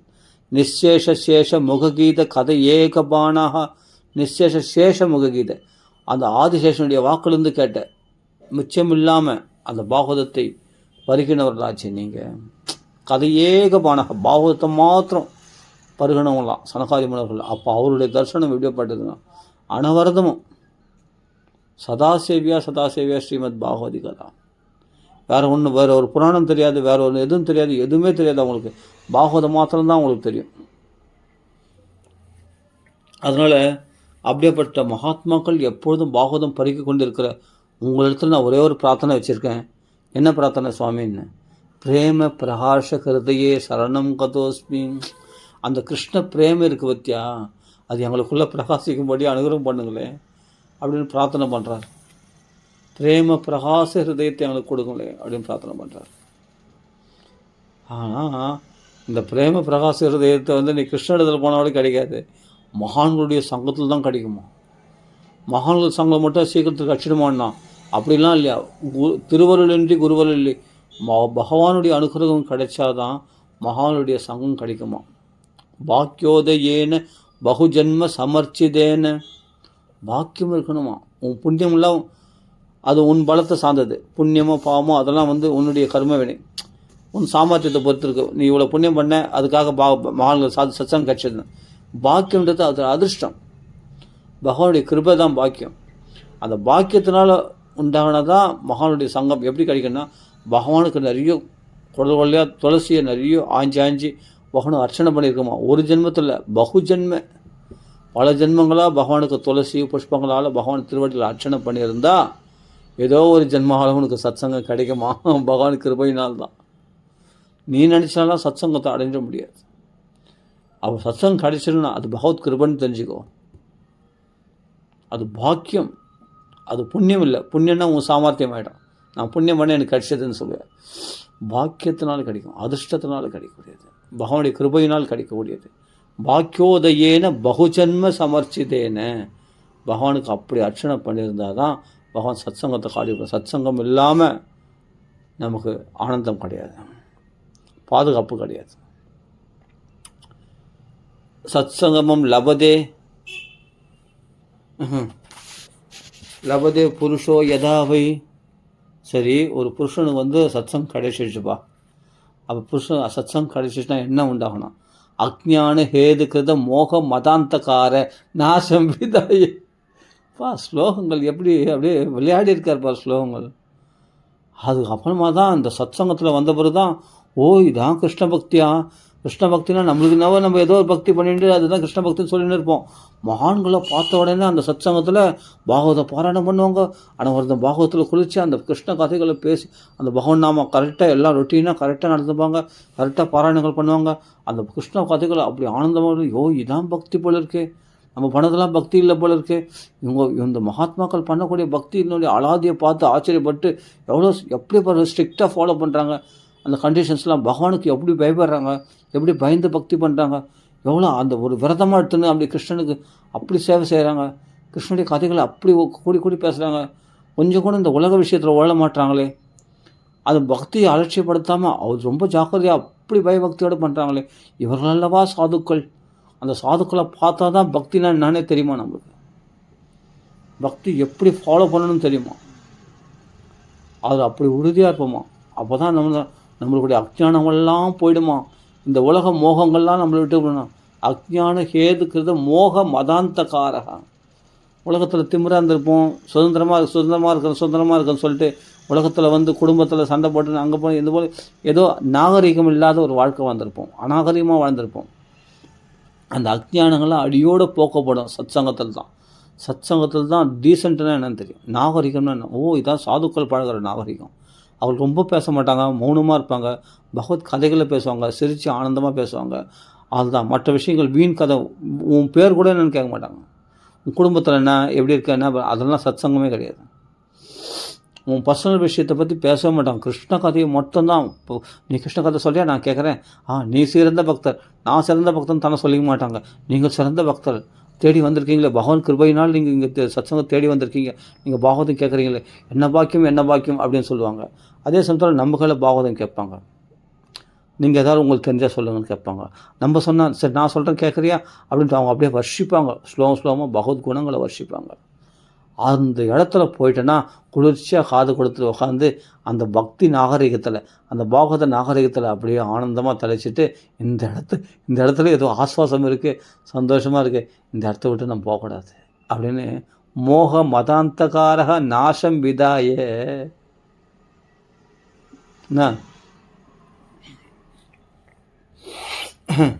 ஹி ததோ உதயதே விவேகா. அந்த வேகத்தெல்லாம் போயிடும். இந்த உலகத்தில் இருக்கிற வேகங்கள் எல்லாம், அந்த பரபரப்பு, கண்டமேனிக்கு இருக்கிறது, கண்டதை சாப்பிட்றது, கண்டமேனிக்கு இருக்கிற மனசு அலைபாய் விடுறது, அதெல்லாம் போயிட்டு விவேகம் உதயமாகுமா, நல்ல ஞானம் உதயமாகும். சத் சங்கத்தினால் நீ சீக்கிரமாக ப்யூரிஃபை ஆகிடுவேன். அஜ்ஞானம், மோகம், மதம், கர்வம், அகங்காரம் அதெல்லாம் போயிடும். அமைதியாகிடுவேன். அப்படியே தாழ்ந்து போவேன். வினயம் உண்டாயிடும். நல்ல நாகரிகங்கள் உண்டாகும். நல்ல பேச்சு உண்டாகும். உன்னுடைய ஸ்பஷ்டமாக இருக்கும். எல்லாமே உன்னுடைய தெளிவான மனப்பான்மைக்கு உண்டாகும். இதெல்லாம் சத் சங்கத்தினால்தான் இவ்வளோ ப்யூரிஃபை உண்டாகுமா. இதெல்லாம் நாரத சொல்கிறார். அப்படியேப்பட்ட மகாத்மா நீங்கள் கிடைச்சிருக்கீங்க, எனக்கு பெரும் பாக்கியம். அதனால் எனக்கு பிரேம பிரகாச ஹிருதயம் எங்களுக்குள்ளே உண்டாகணும், கிருஷ்ண பிரேமம் உண்டாகணும். நாரதரே சிறந்த பக்தர். ஆனால் சனகாதி முனிவரில் ஸ்தோத்திரம் பண்ணி மகான்களிடத்தில் இதை தான் கேட்கணுன்றது நம்மளுக்கு சொல்லிக் கொடுக்குறாரு நாரதர். அதனால் சனகாதி முனிவர் ஸ்தோத்திரத்துக்கு இதை வச்சுக்கலாம். நாரத ஸ்தோத்திரம் பண்ணால் ஜெயதி ஜெகதி மாயாம், சும்மா காலையில் எழுந்த உடனே ஒரு ஸ்தோத்திரம் கண்டிப்பாக பண்ணணும். அப்போ அதுக்கப்புறமா தான் என்ன பண்ணுறார் சனகாதி முனிவர்கள், பக்தி கஷ்டம் நிவர்த்தி ஆகிறதுக்காக நாங்கள் பாகவதம் சொல்கிறோம், நீங்கள் ஆனந்தவனம்னு ஒரு வனம் அந்த இடத்துல ஏற்பாடு பண்ணுங்கன்னு சொல்கிறார். நாரதர் அதே மாதிரி ஆனந்தவனத்தில் ஏற்பாடு பண்ணுறாங்க. ஏற்பாடு பண்ணோடனே நாரதர் முன்னாடி உட்காந்துட்டார். சனகாதி முனிவர்கள் 4 பேர் சொல்கிறாங்க. கேட்கறதுக்கு யாரும் இல்லை. யார் வேணும் சொல்கிறதுக்கு? நான் இருக்கேன், கேட்கறதுக்கு போதும். இதுவே சத்சங்கம்தான். கூட்டம் அதிகமாக இருக்கிறதுனால அது சிறந்த சத்சங்கம்னு சொல்ல முடியாது. எவ்வளோ கூட்டம் குறைச்சலாக இருக்கோ அங்கே அதிகாரிகளாக இருப்பாங்க அவங்க அப்படின்னு சொல்கிறார் மகாத்மாக்கள்லாம். அண்ணா சொல்வார், கூட்டம் கவரியாக அங்கே அதிகாரிகள் இருப்பாங்க. அப்போ நாரதர். ஆனால் பெரிய பெரிய மகாத்மாக்கள் அந்த காலத்தில் தேவ ரிஷிகள், பிரம்ம ரிஷிகள், ராஜ ரிஷிலாம் இருக்கும் இல்லையா, அவர்களுக்கெல்லாம் எப்படி விஷயம் தெரிஞ்சு போச்சு பாகவதம் நடக்குதுன்னு. கங்கை முதலிய புண்ணிய தீர்த்தங்கள், கஷேத்திர தேவதைகள், தீர்த்த தேவதைகள், வேதங்கள், புராணங்கள், இதிகாசம் போன்ற எல்லா தேவதைகளும், பிரம்மலோகவாசிகள், எல்லா லோகத்துலேருந்து ரிஷிகள் அப்படியே படைத்திட்டு வந்துட்டாங்களாம். நிறைய ரிஷிகள்லாம் அப்படியே பேர்லாம் சொல்கிறார். அது முக்கியமான பேர்கள்லாம் எல்லா பேரும் சொல்ல முடியாது. அதில் முக்கியமாக சில பேர்லாம் சொல்கிறார். பிருகுர், வசிஷ்ட, சவணஸ்ட, கௌதம, மேதாதிதி, தேவராதர் அப்படின்னு பராசரர், வியாசர், சுகாச்சி எல்லாரும் வந்துட்டாங்களாம். அந்த சனகாதி முனிவர்கள் சொல்லக்கூடிய பாகவதத்தை கேட்கறதுக்கு எல்லாரும் வந்துட்டாங்க. அப்போ அந்த சனகாதி முனிவர்கள் சொல்கிறாங்க, இந்த பாகவதம் சாதாரணமானது கிடையாது. முக்தி கரதலே ஸ்திதக, மோட்சம் உள்ளங்கையில் உட்காந்துருமா இந்த பாகவதம் கேட்டால். சதா சேவ்யா சதா சேவ்யா ஸ்ரீமத் பாகவதி கதா.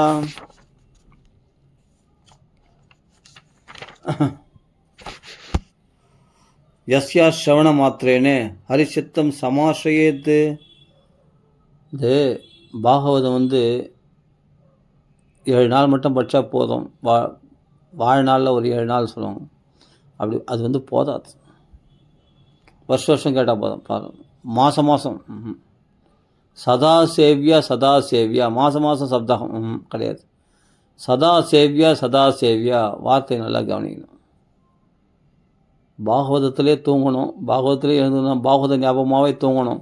அப்போ தான் கனவு கண்டால் கூட கிருஷ்ணனே கனவு கண்டுவேன். எழுதுனா ராமநாமம் எழுதணும், பேசுனா கிருஷ்ண கதையை பேசணும், படித்தா பாகவத பாராயணம் பண்ணணும். அப்படி சதா சேவிச்சுட்டே இருக்கணுமா பாகவதத்தை. அவனையே தியானம் பண்ணிட்டு, அவனுக்கே அர்ச்சனை பண்ணிட்டு, அவனை பற்றியே பேசிட்டு, அவனையே எழுதிண்டு அப்படி இருக்கிறவங்க அவனுக்குள்ளே தானே போய்ட்டான். பாகவதத்துக்குள்ளே தான் அவனுக்கு வேறு உலகம் தெரியாது. இந்த பாகவத உலகமாகவே ஆயிடணுமா. அப்படி சொல்கிறார் சனகாதி முனிவர்கள். சதா சேவ்யா சதா சேவ்யா ஸ்ரீமத் பாகவதி கதா யஸ்யாக ஸ்ரவண மாத்திரேன, கேட்ட மாத்திரத்திலே ஹரி சித்தம் சமாசிரயத்து, ஹரியானவன் சித்தத்தில் வந்து ஆசிரியத்துன்னு சொல்லல, சமாசிரியத்து நன்காக டேரா போட்டுறானா பகவான் ஹிருதயத்தில் வந்து கிருஷ்ணன் வந்து டேரா போட்டுறானா. வியத்தியஸ்த பாதம்னா ராதாகிருஷ்ணனா லக்ஷ்மி மணாலனா, அதான் சொல்ல ஒரு இடத்துல வைகுண்டத்தை கூட விட்டு வந்துடுறானா பகவான். அப்படியேப்பட்ட மகிமை இது பாகவதம். இது 1000 அஸ்வமேத யாகம் 100 வாஜ்பேயி யாகம் பண்ண பலனெல்லாம் கூட கொடுத்துருமா அந்த பாகவதம். இந்த பாகவத்துடைய மகிமைகள் நிறைய சொல்லி, இதுக்கு சம்மா வந்து கயாஷேத்திரமோ காசியோ புஷ்கரமோ இதெல்லாம் கூட ஈடு கிடையாது. பாகவதம் அவ்வளோ பெருமை படைத்தது அப்படின்லாம் நிறைய சொல்கிறார்.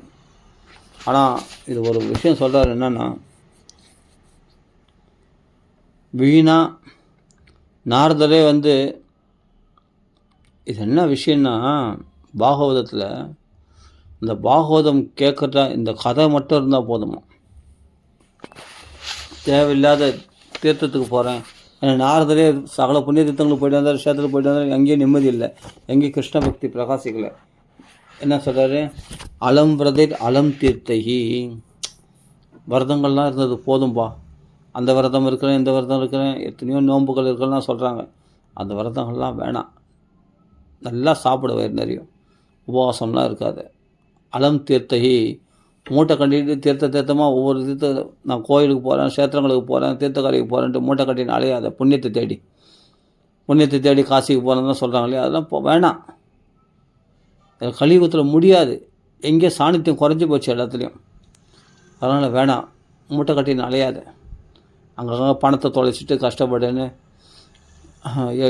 தங்க இடம் கிடைக்காமல் வசதிகள் இல்லாமல் ஏன் கஷ்டப்படுறேன். அதான் சொல்கிறார், அலம் பிரதைஹி அலம் தீர்த்தகி அலம் யோகஹி,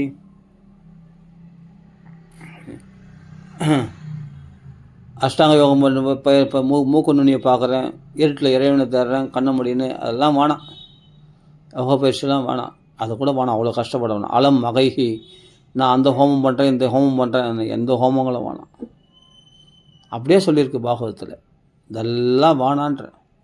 இந்த கஷ்டம் இந்த குழப்பங்கள்லாம் நிறைய வச்சுக்காத, இந்த நிறைய அங்கே போகிறேன் இங்கே போகிறேன், அந்த கோயிலில் அந்த பூஜை இந்த பூஜை, அந்த யாகம் பண்ணுறாங்க இந்த ஹோமம் பண்ணுறாங்க இதை பண்ணுறாங்க, அதை போய் கலந்துக்கிறேன் இதை போய் கலந்துக்கிறேன், அந்த டைம் அன்றைக்கி தயவுசெய்து பாகவதத் பாராயணம் பண்ணுறதுக்கு அதை ஸ்பெண்ட் பண்ண, அந்த டைம் அதுக்கு பயன்படுத்த அந்த டைம்.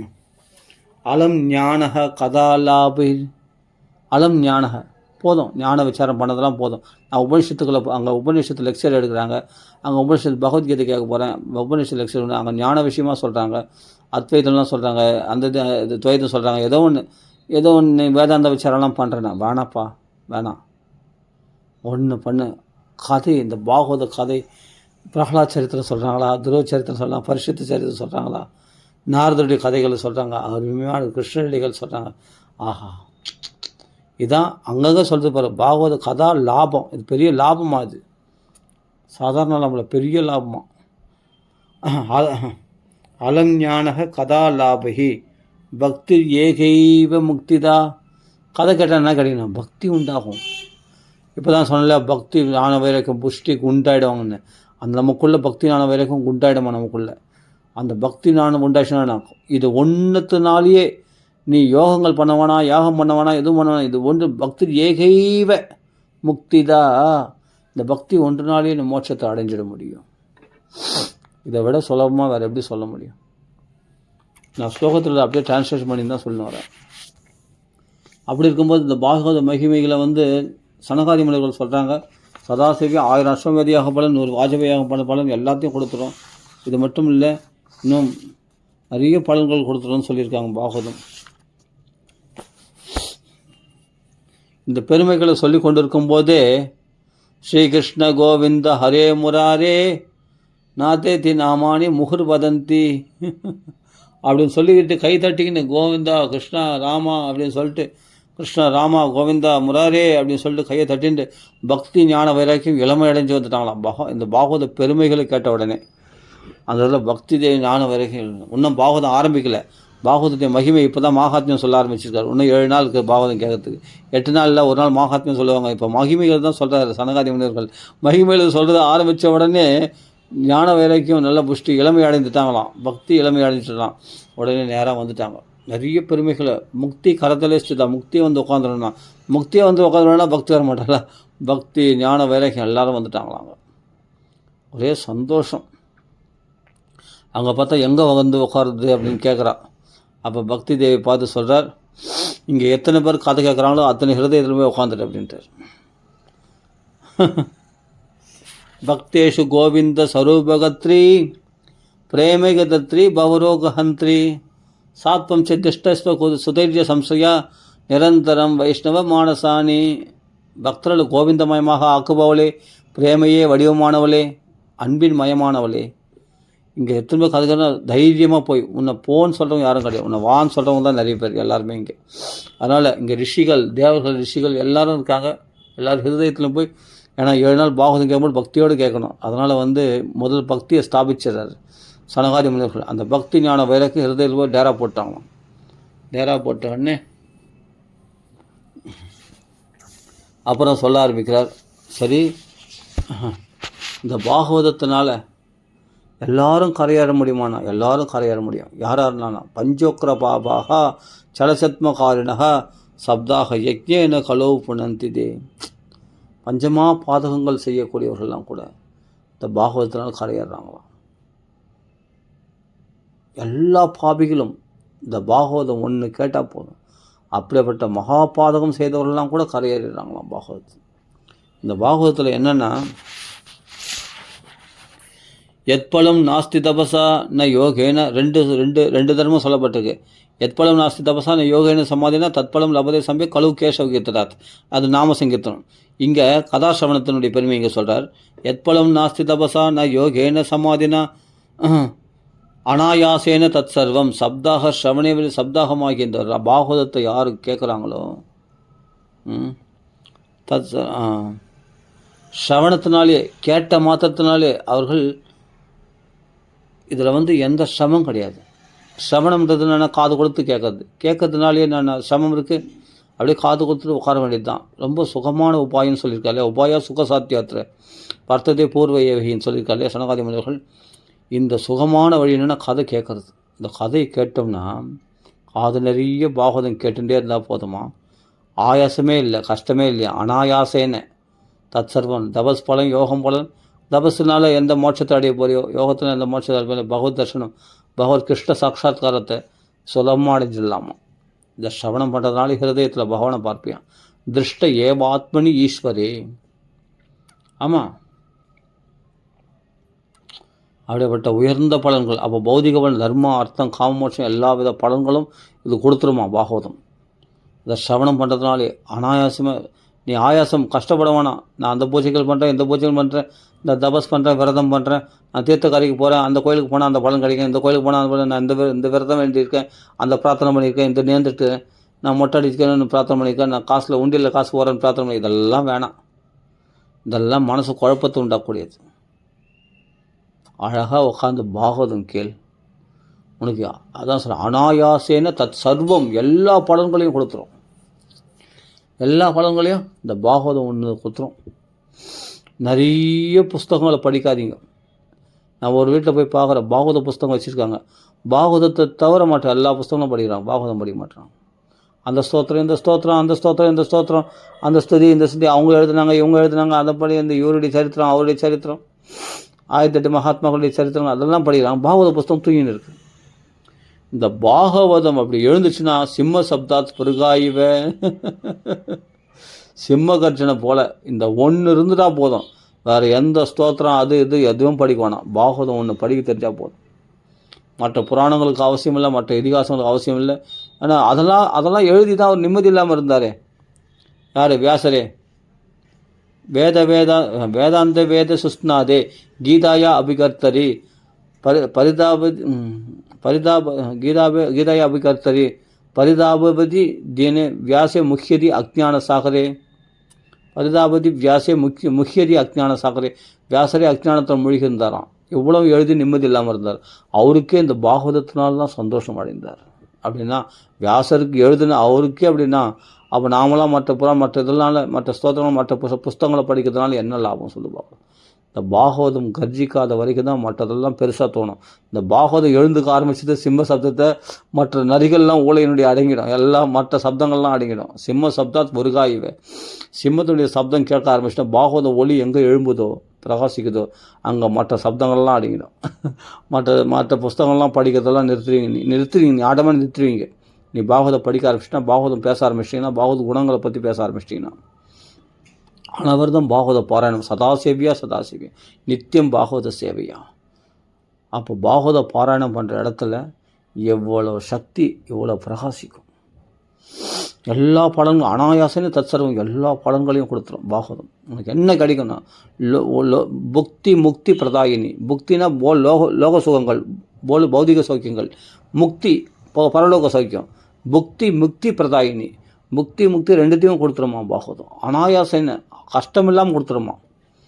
மற்ற தர்மங்கள் எல்லா சிரமங்களை கொடுக்கக்கூடியது. தீர்த்த யாத்திரை போகிறாங்க, ஆனால் பாகவதம் எந்த சிரமங்களும் கிடையாது, சந்தோஷமாக அனுபவிக்கக்கூடியது. சுகமாக பாகவத பாராயணம் பண்ணியிருந்தான். அதான் இங்கே சொல்கிறார், எப்பலம் நாஸ்தி தபஸா நான் யோகேன சமத. யோக பலம் தியான பலம் தபஸ் பலம்லாம் கொடுத்துருமாமே, அதுக்கப்புறம் மற்ற பலங்கள்லாம் கொடுக்காதா? அனாயாசமாக கொடுத்துருமா. கஷ்டமில்லை. அனாயாசேன தத் சர்வம் சப்தாக ஸ்ரவணம் லபத்து. சப்தாகத்தில் கேட்டாவே கஷ்டம் அப்படின்னு சொல்லியிருக்கு. சரி, ஏன் இதுக்கு இவ்வளோ பெருமைன்னு கேட்டால், பகவானே இந்த பாகவதத்துக்குள்ளே பிரவேசிச்சிட்டானா. பகவானை வைகுண்டத்துக்கு போகும்போது அதத்வா, அதாவது என்னென்னா வைகுண்டத்துக்கு போகும்போது கிருஷ்ணன் என்ன பண்ணார், எல்லாம் பிரம்மதேவர் சிவபெருமான் எல்லாரும் பிரம்மதேவர் சிவபெருமான் இந்திர சந்திரன் எல்லாம் பார்த்துன்னு இருக்காங்க. பகவான் போகிற வைகுண்டத்துக்கு போகும்போது மேலே போயினே இருக்க, டக்குன்னு பார்த்தா எல்லாரும் கண்ணுக்கும் காணாமல் போயிட்டார். கிருஷ்ணர் எங்கே போயிட்டாருன்னா பாகவதத்துக்குள்ளே பிரவேசிச்சாராம். அது உத்தவர் தான் பார்த்தாராம். என்னென்னா பக்த அபலம்பனாத்தாயே, பக்தர்களோடு சந்தோஷப்படணும்னா வைகுண்டத்துக்கு போக மாட்டாராம். வைகுண்டத்தையே சர்வதாத விகாயம் சொல்லிட்டு விட்டு வந்துட்டான்னு சொல்கிறலையே, அதான் வைகுண்டத்துக்கு போன மாதிரி போய் டக்குன்னா பாகவத்துக்குள்ளே பிரவேசிச்சாராம். யார்? கிருஷ்ண பரமாத்மா. வைகுண்டத்துக்கு போகலையாம். எதுக்காகண்ணா பக்த அவலம்பனாத்தாயே, பக்தர்களோடு கொஞ்சம் குலத்தை அவர்கள் அனுபவிக்கிறான். அந்த கிருஷ்ண லீலைகளை நவநீத லீலைகளை கேட்டு ஆனந்தப்படுறாங்களே, அதனுடைய தாமரை லீலை கேட்டு திருடா நீ என்னெல்லாம் பண்ண வேணும். அப்போல்லாம் அவங்க ஹிருதயத்திலேருந்து பகவான் சிரிப்பான் இல்லையா, அதெல்லாம் ரசிப்பான் இல்லையா, அவர்கள் கதையை சுவைக்கிற அந்த அழகை பார்த்து ரசிப்பான் இல்லையா. அதுக்காகவே பகவான் அவனை எல்லாரும் ஹிருதயத்தில் போய் உட்காந்துட்டானா. ஏன்னா பக்தி தேவி எங்கே இருக்காங்களோ அங்கே போய் உட்காந்துட்டான். போன மாதிரி போனான், எங்கே போனானே தெரியல யாருக்குமே. சிவபெருமான் பிரம்மதேவி எல்லாருமே எங்கே போனாங்களே தெரியலையா, இங்கே போயிட்டான், டக்குன்னு காணாமல் போயிட்டான், மறைச்சிட்டான். அப்போ வைகுண்டத்துக்கு போன மாதிரி என்னென்னா பாகவத்துக்குள்ளே பிரவேசிச்சாலாம். இங்கே அப்படியே சொல்கிறது, பக்த அவலம்பனாத்தாய கிம் விதேயம் மொயேதிச்சா. பக்தர்களோட கொஞ்சம் கொலாவணுமே, பக்தர்களோடு எப்பொழுதும் சந்தோஷமாக அனுபவிக்கலாம். ஒரே வழி தான், பாகவத்துக்குள்ளே பிரவேசிச்சோம்னா அந்த பாகவதத்தை பற்றி படிக்கிறவங்க அவங்க ஹிருதயத்தில் நான் அவங்களுக்குள்ள பல பாவங்களை அப்படியே ஸ்புரிக்க செய்வேன். ததாமி புத்தி யோகம்னு சொல்லி, அப்போ அவரோட கொஞ்சம் கொலாவின்னு அந்த அவலம்பனாத்தாய் அவர்களுக்கு அனுபவிக்கிற அந்த சௌக்கியத்தை நானும் கூட சேர்ந்து அனுபவிப்பேன்ல அப்படின்ட்டு பகவானுக்கே பக்தர்களோடு கொஞ்சம் கொலாவன் தான். பக்தர்கள் சங்கத்தில் பகவான் இருக்கே ஆசைப்பட்றான்னா, அப்போ நம்மளாம் பக்தர் சங்கத்தில் இருக்க தான் நம்மளும் ஆசைப்படணும் இல்லையா, நியாயமாக பார்த்தா. அதுதான் இங்கே சொல்கிற பக்த அவலம்பனாத்தாய். பக்தர்களோட கொஞ்சம் கொலாவதுக்கு பக்த சங்கம் ஆசைப்பட்டு பகவான் நம்மனா வைகுண்டத்துக்கு போகலாம், இந்த பாகவத்துக்குள்ளே பிரவேசிச்சிட்டோம். அது சொல்கிறார், பக்த அவலம்பனாத்த கிம் விதை மயேதிச்சேன் ஸ்வகீயம் எத்பவே தேஜஸ்யாக எத்பவே தேஜஸ்தஸ்ச பாகவதே அதாத்து. தேஜஸை பாகவத்துக்குள்ளே பிரவேசிச்சாராம். தன்னுடைய தேஜஸை தன் சொரூபத்தை பாகவத்துக்குள்ளே ஐக்கியமாக்கிட்டார். திரோதாய பிரவிஷ்டோயம் ஸ்ரீமத் பாகவதார்ணவம். எதுக்குள்ள திரோதாயம் பிரவிஷ்டோயம் எதில் பிரவேசமானார்? பாகவதம் என்ற கடலில் பிரவேசித்தாராம், தன்னுடைய தேஜஸை மறைச்சிட்டாராம். அப்போ என்னென்னா இதுலேருந்து பகவான் எப்படி வெளியே கலப்புறதுனா, நீ பாராயணம் பண்ணே வா. தேனையும் வாங்மையும் வர்த்திகி பிரத்யக்ஷா வர்த்ததே ஹரிஹே. அப்போ இந்த வாக்குமயமாக 4 அக்ஷரங்கள் இருக்கு இல்லையா, பாகவத ஸ்லோகங்கள்லாம், இதை பாராயணம் பண்ணும்போது பிரத்யக்ஷமாக அதுலேருந்து கிருஷ்ணன் தெரிய ஆரம்பிச்சுடுவானா, வெளியே இருந்து வந்துடுவானா. இது வாக்குமயமான ரூபத்தில் பகவான் இருக்கானா, புஸ்தக ரூபத்தில் இருக்கானா பகவான். பாகவதம் பகவான் என்ன சங்க சக்கர கதாதாரியா இல்லை, புஸ்தக ரூபத்தில் இருக்கான். ஆனால் சங்கச்சக்கர கதாதாரின்னா வர்த்ததே ஹரே, ஹரி ரூபமாகிய ஹரி சங்கச்சக்கர கதாதாரியாக பகவான் எப்படி தெரிய ஆரம்பிச்சோன்னா, எப்படி தெரியவானா, சேவனாத்து படனாத்து சேவனாத்து சவனாத்து பாடாத்து தர்ஷனாத்து பாவநாசினி. அப்போ எப்படி பிரத்யட்சமாக ஆவனா, சேவனாத்து இதை விழுந்து சேவிக்கணும், பாகவதம் இது கிருஷ்ணஸ்வரூபம் அப்படின்னு நினச்சி சேவிச்சுன்னா கிருஷ்ணா அதில் நம்ம ஹிருதயத்தில் தெரிய ஆரம்பிச்சிடும். சவனாத்து இந்த பாகவதம் கேட்கும்பொழுதே நம்ம ஹிருதயத்துக்குள் கிருஷ்ண சங்கச்சக்கர கதாதாரியாக பிரகாசிப்பானான். ஹரி பிரத்யக்ஷா வர்த்ததே ஹரேஹே, பிரத்யக்ஷமாக நம்ம ஹிருதயத்தில் பகவான் தெரிய ஆரம்பிச்சிட்டானான். மூணு கண்களாலையும் பிரத்யட்சமாகிடுவான், சாட்சாத்காரமாக ஆகிடும் பாகவதத்தினால. ஏன்னா கிருஷ்ணன் இது பகவான் இது 4 அக்ஷரம் கொண்ட ரூபத்தில் வாக்குமயமான ரூபத்தில் பகவான் இருக்கான் இல்லையா, இந்த ஸ்லோக வடிவத்தில் அக்ஷர ரூபத்தில் அக்ஷர சொல்வியாக இருக்கான். இது என்ன பண்ணணும், தினமும் சேவிக்கணுமா, விழுந்து சேவிக்கணும். ஒரு 2 புஷ்பத்தை போட்டு விழுந்து சேவிக்கணும். அப்போ யாருன்னா பாகவதத்துக்கு கதை சொன்னாலும் அதை காது கொடுத்து கேட்கணும். இல்லாட்டி அவ்வளோ கேட்டது என்ன பண்ணணும், வீட்டில் பாராயணம் பண்ணி பார்க்கணும், படித்து பார்க்கணும் பாகவதத்தை. என்னென்ன ஸ்லோகங்கள் சொன்னால் அதெல்லாம் அப்படியே டிக் பண்ணி அதெல்லாம் படித்து அனுபவிக்கணும், மனப்பாடம் பண்ணிடணும் அந்த ஸ்லோகங்கள்லாம். சேவனாத்து சவனாத்து பாடாத்து தர்ஷனாத்து. சரி எதுவும் பண்ண முடியல, வேலைக்கு ஆஃபீஸ்க்கு அர்ஜென்ட்டாக போகணும், ஒரு தர்ஷனமாவது பண்ணிட்டு விழுந்து சேவிச்சுட்டு ஒரு தர்ஷனமாக அந்த பாகவத்தை பார்த்துட்டாவது போனோம். அப்போ என்னென்னா தர்ஷனாத்துன்னா சும்மா புஸ்தகத்தை மேலே பார்க்கறதில்ல, அது புஸ்தகத்தை திறந்து பார்க்கணுமா, புஸ்தகத்தை திறந்து அது ஸ்லோகங்கள்லாம் பார்க்கணுமா, அதான் தர்ஷனாத்து. ஆனால் வாக்குமயமாக அந்த ஸ்லோக வடிவத்தில் பகவான் இருக்கலாம், அந்த ஸ்லோகங்கள்லாம் பார்க்கறதுனாலே பகவானை பார்க்குற மாதிரி. தர்ஷனாத்து என்னென்ன பாபத்தெல்லாம் நாசம் பண்ணிட்டோமா. எந்த இடத்துல பாகவதம் படிக்கிறதோ அதை விடமே தத்கிருஷம் தீர்த்த ரூபம் வசதாம் பாபநாசனம் சகல புண்ணிய தீர்த்தங்களுக்கு இருப்பிடும் அந்த வீடு அப்படின்னு சொல்லப்பட்டிருக்கு. நிறைய பெருமைகளை சொல்கிறார். இதெல்லாம் சொன்னதுனால தான் பக்தி ஞான வேலைக்கும் அங்கே புஷ்டியாக வந்துட்டாங்க, எல்லார் ஹிருதயத்துலேயும் தங்கிட்டாங்க. அது பிறகு இது யாரெல்லாம் பரிசுத்தம் அடைஞ்சாங்களாம், பஞ்சமா பாதங்கள் செய்தவர்கள்லாம் பரிசுத்தம் அடைஞ்சிருக்காங்க. யாரெல்லாம் மனசால் காயேன வாச்சா மனசாபி பாதகம் நித்தியம் பிரகுர்வந்தி ஷடா ஹடேனையே பரஸ்வபுஷ்டா மலினாதுராசகா சப்தாக யக்ஞேன கலோவு புண்ணந்திதே. மனசால வாக்கால காயத்தினால பாவம் செய்தவர்கள், பிற சொத்தை அபகரிப்பவர்கள், அற்பமான ஆசையுடையவர்கள், காமுகர்கள், கோபிஷ்டர்கள், என்ன மார்க்கம் தப்பி போனவர்கள், துராச்சாரத்தில் இருக்கிறவர்கள், வேணுமென்னே பாவத்தை செய்பவர்கள், அப்படிப்பட்டவங்களாம் கூட இந்த பாகவதம் கேட்டாங்கன்னா பியூரிஃபை ஆகிடுவாங்களாம். புனந்திதே கலியுகத்து தான் இந்த சலுகியான். சப்தாக யக்ஞேன கலோவு புனந்திதே கலோவு புனந்திதே. கலியுகத்தில் பியூரிஃபை ஆகிறதுக்கு வேறு ஒரு சாதனத்தை தேட வேண்டிய அவசியம் இல்லை. துக்க தாரித்ய தௌர்பாக்கிய பாப பிரக்ஷாலனாயச்ச காமக்ரோத ஜெயார்த்தம் ஹி தர்மோ அயம் கீரிதா. காமக்ரோதத்தை ஜெயித்து கூட வேறு உபாயம் தேட வேண்டியதில்லை, அந்த பாகவதமே போதுமா. எல்லாத்தையும் துக்க தாரித்திரம் எல்லாத்தையும் போய்கிடுமா. நல்லா செல்வ செழிப்பாக ஒன்று வாழ வச்சுக்கும். லக்ஷ்மி மணால் நம்மளை நடுத்தலையாக விட்டுருவான். நடுத்தலில் வர மாதிரி என்ன சொல்வானே தவிர விடமாட்டான். நம்மளை செழிப்பாக வாழ வச்சு பார்ப்பது தான் லக்ஷ்மி மாலனுடைய நோக்கமே. சொல்வானே தவிர அது எதுக்காகனா உன்னுக்குள்ளே சிறந்த பக்தி உண்டாக்குறதுக்காக. பக்தி உண்டாச்சுன்னா உன்னை செல்வ செழிப்பாக குசேலனை வாழ வச்ச மாதிரி நல்லா வாழ வைப்பான் பகவான். பகவான் கிருபாலு கம்பா தயாலும் சரணம் பிரஜயமே அப்படின்னு சொல்கிறான் இல்லையா, அவனோட தயாலு யார்? அதுக்கு தான் சரி அப்படிப்பட்ட பாபிகள் இந்த பாகவதம் கேட்டு யாருன்னா அதுபோல் பஞ்சமா பாதங்கள் செய்தவங்களாம் கூட பரிசுத்தமாக வரும்னு சொல்கிறீங்களே, மனசு வாக்கு முக்கரணங்களாலும் பாவம் செய்தவர்களெல்லாம் கூட கரையேறுவாங்க சொல்கிறீங்களே, புனிதம் அப்படி யாருன்னா புனிதம் அடைந்திருக்காங்களான்னா அடைந்திருக்கிறார்கள். அதுக்கு ஒரு கதை சொல்கிறேன் கேளு. துங்கபத்ரா நதி கரையில் ஆத்மதேவர்னு ஒரு மகாத்மா, அவளுக்கு ஒரு மனைவி துந்துலின்னு ஒரு மனைவி, மகா வாச்சால ஸ்வவாக்கிய ஸ்தாபிகா, பேசினா எதிர்த்து பேசுவாளாம். அவள் தான் பேச்சு தான் கடைசியில் முடியணும்னு பேசக்கூடியவளாம். அப்படி பிடிவாதக்காரி, லோக வார்த்தை ரதா, வீண் வம்புகளை பற்றி புலம்பின்னு இருப்பாளாம். ஆமாம், ஊர் வம்புலாம் போய் பேசுவாளாம். ஆனால் குடும்ப காரியங்களை கில்லாடியாக இருப்பாளாம். அப்படிப்பட்ட ஒரு இடத்துல அவர் எப்படி நிம்மதியாக இருக்க முடியும் அவரால்? சரி, ஒரு குழந்தை பிறந்தாலாவது அந்த குழந்தைய பார்த்து சந்தோஷம் அடையலாம். இவள் லவலவன் கத்துறா, வாயாடி வாச்சால. சரி, ஆத்மதேவர் சந்தோஷம் அடையலான்னு பார்த்தார். குழந்தை பாக்கியமும் இல்லை. ஆனால் நல்லா செல்வந்தர், நிறைய தான தர்மங்கள்லாம் பண்ணி பார்த்தார். புண்ணியக்ஷேத்திரம் புண்ணிய தீர்த்தங்கள்லாம் போய் ஸ்நானம் பண்ணி பார்த்தார். அவருக்கு என்னென்னா புத்திர பாக்கியம் இல்லை, புத்திரி பாக்கியம் இல்லை. அதனால் எங்கேயாவது போய் உயிரை விட்டுடலான்னு சொல்லிட்டு காட்டுக்கு போய் ஒரு குளத்தில் குளத்தங்கரையில் உட்காந்து அழுதுன்னு இருக்கார். அப்போ வந்து ஒரு சன்னியாசி பார்த்து அவர் அனுகிரகம் பண்ணார். அப்படியேப்பட்ட ஆத்மதேவருக்கு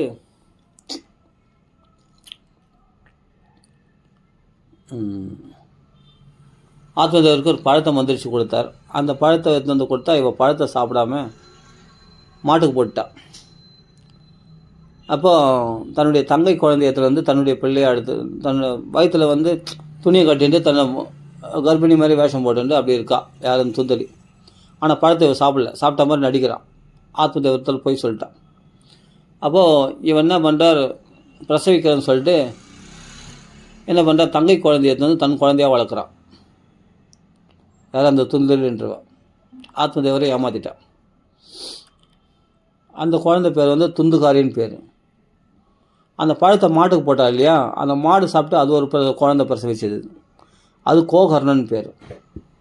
அப்போ 2 குழந்தை கிடைச்சிது. யாருக்கு? 2 குழந்தைய தன்னுடைய பிள்ளைகளாக வளர்க்குறார் ஆத்மதேவர். துந்துகாரி மகாதுஷ்டனாக வளர்றான். துந்துகாரின்றவன் யார்? துந்துலினுடைய தங்கை பிள்ளை. அவள் தன் பிள்ளைன்னு சொல்லி ஏமாற்றிட்டாள் யார்கள்? ஆத்மதேவர்களை. இவ கர்ப்பிணி மாதிரி வேஷம் போட்டுன்னு அப்புறம் குழந்தை பெற்றெடுக்கிறன்னு சொல்லிட்டு போய் என்ன பண்ண, தங்கை பிள்ளை வாங்கி வந்துட்டான். தங்கை பிள்ளை வாங்கி வந்துட்டு தன் பிள்ளைன்னு சொல்லி ஏமாற்றிட்டான். அந்த தங்கைக்கு வந்து சில பணத்தை கொடுத்து அவளை சரி கட்டியாச்சு. அதெல்லாம் கலியுக ஆரம்பத்தில் நடக்கிற விஷயம். அப்படிங்கும்போது இதுக்கு ஜாதகர்மாலாம் எல்லாம் பண்ணுறாரு. உடனே சம்ஸ்காரம்லாம் பண்ணுறாரு 2 குழந்தைகளுக்கும். பண்ண உடனே கோகர்ணன் தம்பி துந்துகாரி மூத்தவன். துந்துகாரி மகாதுஷ்டனாக வளர்கிறான். போக்கிரிகளோடு சேர்ந்து மகா அட்டகாசம் பண்ணுறான். கோகர்ணன் பரம பாகவதனாக திகழ்கிறான். ஒரு மாட்டு வயிற்றில் பிறந்தவனாக இருந்தாலும் பரம பாகவதர். அவங்களாம் ரிஷிகள் தானே, அவங்களாம் மகாத்மாக்கள் அப்படியே தோற்றம் தானே. பரம பாகவதனாக வளர்கிறான். அப்போ இவன் என்ன பண்ணுறான், துஷ்டன் துந்துகாரி எல்லா பாவங்களையும் பஞ்சமா பாதம் சொல்லலையா, வீட்டுக்கு தீ வைக்கிறது, அது பண்ணுறது, மதுபானம் சாப்பிட்றது, போக்கிரிகளோடு சேர்ந்து ஒரு பிராமண குலத்தில் பிறந்து செய்யக்கூடாத செயல்கள் எல்லாம் செய்கிறான். வேசிய சங்கம் கூட கொள்கிறான். கொலை செய்ய கூட துணிஞ்சிட்டான். நிறைய வழிப்பறி பண்ணுறான்.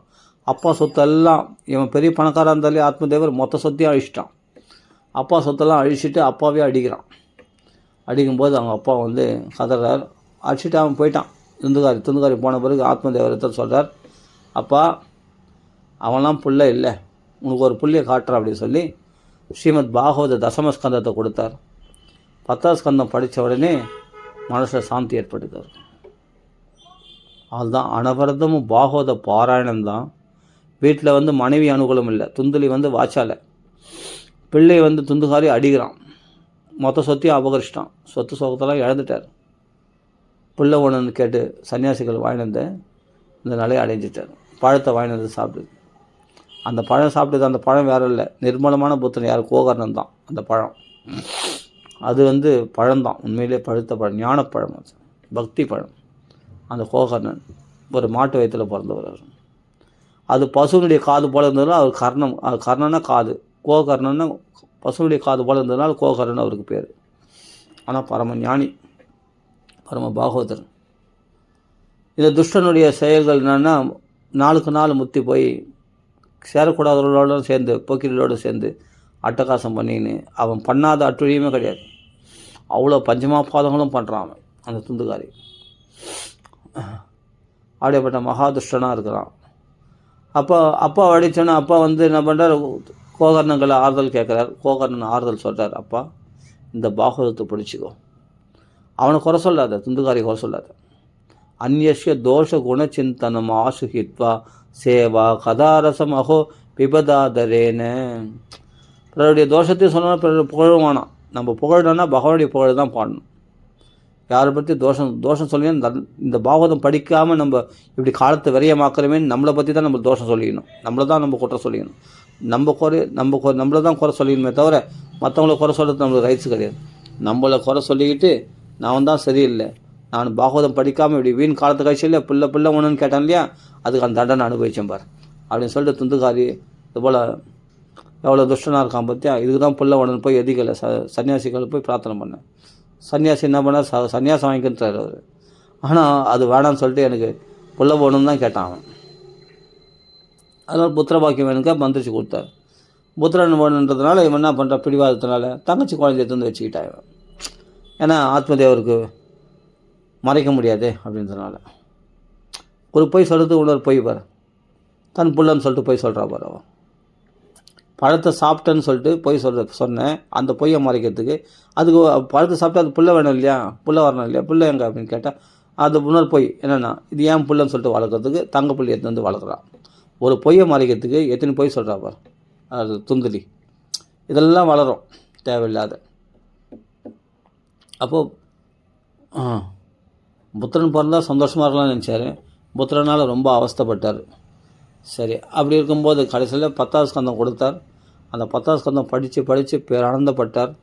அப்போ பிருந்தாவனத்துக்கு போயிட்டார். பிருந்தாவனத்துக்கு போய் அனவரதம் பாகவத பாராயணம் பண்ணி அந்த 10வது ஸ்கந்தம் மட்டும் படித்து கிருஷ்ண சரணத்தை அடைஞ்சிட்டார். அவர் துந்துலியை வந்து துன்புறுத்தினான், துந்துகாரி எங்கே பணத்தை வச்சுருக்கேன்னு. அவள் இவனுடைய நரக வேதனைகள் தாங்க முடியாமல் கணத்தில் விழுந்து உயிரை விட்டுட்டான். அவர் கோகர்ணன் தீர்த்த யாத்திரையாக போனார். தீர்த்த யாத்திரையாக போயிட்டு வரும்போது அந்த சமயத்தில் 5 வேசி, இப்போ அம்மாவும் இல்லை அப்பாவும் இல்லை கோகர்ணனும் இல்லை, வேசிகளை கொண்டு வந்து வீட்டில் வச்சுட்டான். யார், துந்துகாரி வீட்டில் வச்சுட்டு பயங்கரமாக கும்மாளம் அடிக்கிறான். அந்த வேசிகள்லாம் 5 வேசிகள் என்ன பண்ணால் பொருளை கொண்டு வர சொல்லி அவனை ஏவினார்கள். அவன் மறுபடியும் திருட ஆரம்பித்தான். அங்கங்கே பார்த்தா ராஜா வீட்டு அரண்மனையிலே போய் திருட ஆரம்பிச்சிட்டான். எல்லாம் அங்கே கை வச்சு இங்கே கை வச்சு கட்சி ராஜா வீட்டு அரண்மனையிலே கை வச்சிட்டான்.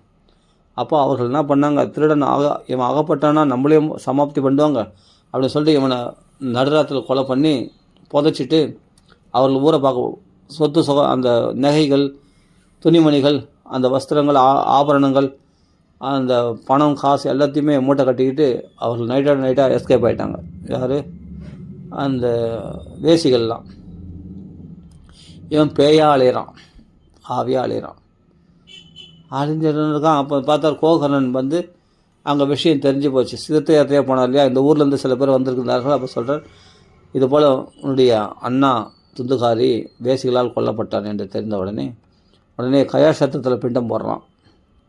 யார், கோகர்ணன் வந்து கயாசத்திரத்தில் பிண்டம் போடுறார் துந்துகாரிக்கு. கொஞ்ச நாள் தம்பின்னு பழகிட்டு இருந்தானே, அதுக்காக பிண்டம் போடுறார். கயாசத்திரத்தில் பிண்டம் போட்டால் சாக்ஷாத் பகவானே பித்ரு ரூபத்திலேருந்து அந்த பிண்டத்தை வாங்கிக்கிறாராம். அப்படி பிங்க போட்டு சரி, அப்புறம் வீட்டுக்கு வந்தார். வீட்டுக்கு வந்து பார்த்தா அன்றைக்கி அந்த நைட்டு அந்த திண்ணையில் தூங்குறார். தன்னுடைய வீட்டில் யாருமே இல்லையே, நம்ம போய் பார்க்கலாம் சொல்லிட்டு அந்த வீட்டில் வந்து திண்ணை மேலே தூங்கிட்டு இருக்கும்போது படுத்துருக்கும்போது திடீர்னு வந்தால் ஒரு ரூபமெல்லாம் தெரியுது. கண்ணை திறந்து பார்த்தா ரூபம் தெரியுது. ஒரு யானை மாதிரி, சிங்கம் மாதிரி, புலி மாதிரி, ஒரு என்னென்ன வடிவத்திலே தெரியுது அது. அப்போ அது பேச வருது, அது எதுக்கு பேச தெரியல. உடனே கமலத்தை தெளித்த உடனே அப்போ அந்த துந்துகாரி சொல்கிறான், நான் தான் உன்னுடைய அண்ணா கோகர்ணா, இது மாதிரி வந்து வேசிகளால் கொல்லப்பட்டு நான் இப்படி பிரேதாவஸ்தையில் நான் அலையிறேன், என்னை நீ தான் உத்தாரணம் பண்ணுன்னு கேட்குறான். அப்போ உனக்கு கயாசத்தில் நான் பிண்டம் போட்டேனே அப்படின்னா, 100 கயாசத்தில் பிண்டம் போட்டாலும் நான் கரையேற மாட்டேன், அவ்வளோ பாபங்கள் பண்ணியிருக்கேன் அப்படின்னு சொல்கிறேன். உடனே மறுநாள் காலையில் சாஸ்திரிகள்லாம் போய் அந்த ஊரில் இருக்கிற சாஸ்திரிலாம் கேட்டால் யாருக்குமே சரியாக பதில் சொல்ல தெரியல. அப்போ சொல்கிறார், சூரிய பகவானை பிரார்த்தனை பண்ணு, அவர் ஏதாவது உபாயம் சொல்லுவார் அப்படின்னு சொன்ன உடனே சூரிய பகவானை பிரார்த்தனை பண்ணுறார். சூரிய பகவான் சொல்கிறார், ஸ்ரீமத் பாகவதான் முக்திஹி அப்படின்னு சொல்கிறார். ஸ்ரீமத் பாகவதத்தினால்தான் முக்தி அடைய முடியும் அப்படின்னு சொல்கிறார்.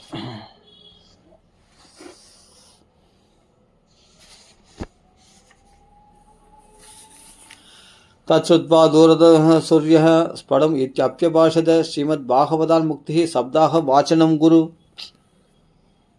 சப்தாக முறைப்படி பாகவதத்தை ஏற்பாடு பண்ணு, கண்டிப்பாக துந்துகாரி கரையேறுவான்னு சூரிய பகவானே சொல்லிட்டார். இனிமேல்ட்டு வேறு எதுவும் தேவையில்லை. என்ன பண்ணார், அவள் தான் இது வந்து சின்ன வயசில் பாகவதம் படிக்கிறார், அதனால் அது பெரிய விஷயம் இல்லை கோகர்ணன். அப்போ என்ன பண்ணார்னா, யாரெல்லாம் மகா பாவிகளோ, அதாவது கண்ணு தெரியாதவங்க, கால் கை முடமாக இருக்கிறவர்கள், நோய்களால் அவதிப்படுபவர்கள், புத்திரபாக்கியம் இல்லாதவர்கள், தரித்திர நிலையில் இருக்கிறவங்க, இப்படிப்பட்ட ஏதோ ஒரு பாவத்தினால் தான் இந்த கஷ்டங்கள் அனுபவிக்கிறாங்க. அவரெல்லாம் அழைச்சிட்டு வந்தார். அழைச்சிட்டு வந்து துந்துகாரிக்கு வந்து ஒரு மூங்கிலில் ஆவாகனம் பண்ணி பாகவத கதை சொல்கிறார். முதல் நாள் கதை முடிஞ்ச உடனே 7 கணுக்கள் உள்ள அந்த மூங்கிலில் முதல் கணு வெடித்தது. 2ஆம் நாள் கதை சொன்னார், 3ஆம் நாள் கதை சொன்னார், 7வது நாள் கதை சொல்லும்போது அந்த 7 கணுக்களும் வெடித்து அதுலேருந்து ஒரு திவ்ய புருஷன் வெளியே எழுந்து வரான், துந்துகாரி. அந்த துந்துகாரி எழுந்து வந்த உடனே கைகுப்பி, அப்பா நான் பிரேதபாதை நீங்கன்னா போதுன்னு நினச்சிட்டேன், பிரேதபாதம் நீங்கன்னா போதுன்னு பிரார்த்தனை பண்ணிட்டேன். ஆனால் என் ஜென்மபாதையை நீக்கி அனுகிரகம் பண்ணிட்டியே, மறுபிறப்பு இல்லாதபடி என்ன பண்ணிட்டியே. ஏதோ ஒரு உடம்பு கிடைச்சா போதும்னு நினச்சேன், எனக்கு ஆவியாக அலைஞ்சிருந்தேன். ஆனால் எனக்கு ஜென்மபாதையை நீக்கும்படி செய்துட்டியாப்பா அப்படின்னு சொல்லி நமஸ்காரம் தெரிவிக்கிறார் கோகர்ணன். உடனே வைகுண்டத்துலேருந்து விமானம் வந்தது, துந்துகாரி ஏறி போக போகிறான். அப்போ துந்துகாரி சில விஷயங்கள்லாம் சொல்கிறான். இந்த பாரத தேசத்தில் ஜென்மா கிடைக்கிறது பெரிய லாபம், தேவர்களே ஆசைப்படுறாங்க. அதில் கிடைச்சி அந்த பாரத தேசத்தில் ஜென்மா கிடைச்சி பாகவதம் கேட்காம ஒரு மனுஷன் போயிட்டான்னா, இந்த பபுள்ஸ் போல், இந்த நுரை போல், இந்த நீர்க்குமிழி போல் அவனுடைய வாழ்க்கை व्यर्थமாக போயிடுமே. புத்புதா இவத்தோயேஷு, அந்த கொசு மாதிரி சாதாரண ஜீவராசிகள் என்னவோ பிறக்குது, செத்து போயிடுது. உடனே ஒரு நாள் கூட வாழலை, இப்படி வந்தது உட்காந்தது, ஒரு கொசு அடித்தான் செத்து போயிடுச்சு. அது ஒரு நாள் கூட அது வாழ்க்கை கிடையாது இல்லையா? அது மாதிரி ஏதோ பிறந்தான் செத்தான்னு இருக்கக்கூடாது. பாகவதம் கேட்காம போகிறவனுடைய வாழ்க்கைலாம் அப்படி வீணாக போயிடுமே அப்படி சொல்கிறார். மசகா இவ ஜந்துஷு அப்படின்னு சொல்கிறார். புத்புதா இவ தோயேஷு மசகா இவ ஜந்துஷு ஸ்ரீமத்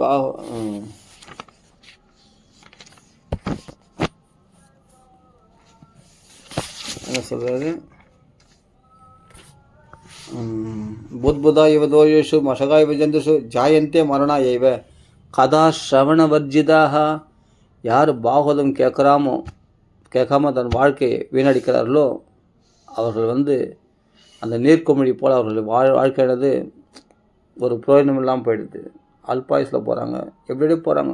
ஏதோ பிறந்தது இதுக்கான மரணாயைவ ஜாயந்தே மரணாயைவ, பிறந்ததே அவங்க சாகிறதுக்குன்னே பிறந்தாங்களாம். அவங்க மோட்சம் அடையத்துக்குன்னு பிறக்கலையா. மனுஷ பிறவி எடுத்தது இப்படியா வீணாக்கணும். வாழ்க்கையுடைய கோல் என்ன? கிருஷ்ண தரிசனம், பகவான் அடையிறது. அதை விட்டுட்டு நம்ம व्यर्थமாக காலத்தை போக்கி எப்படி வீணாக்கிறோம் பற்றியா மனுஷ ஜென்மாவை. அதுதான் இங்கே சொல்கிறார்.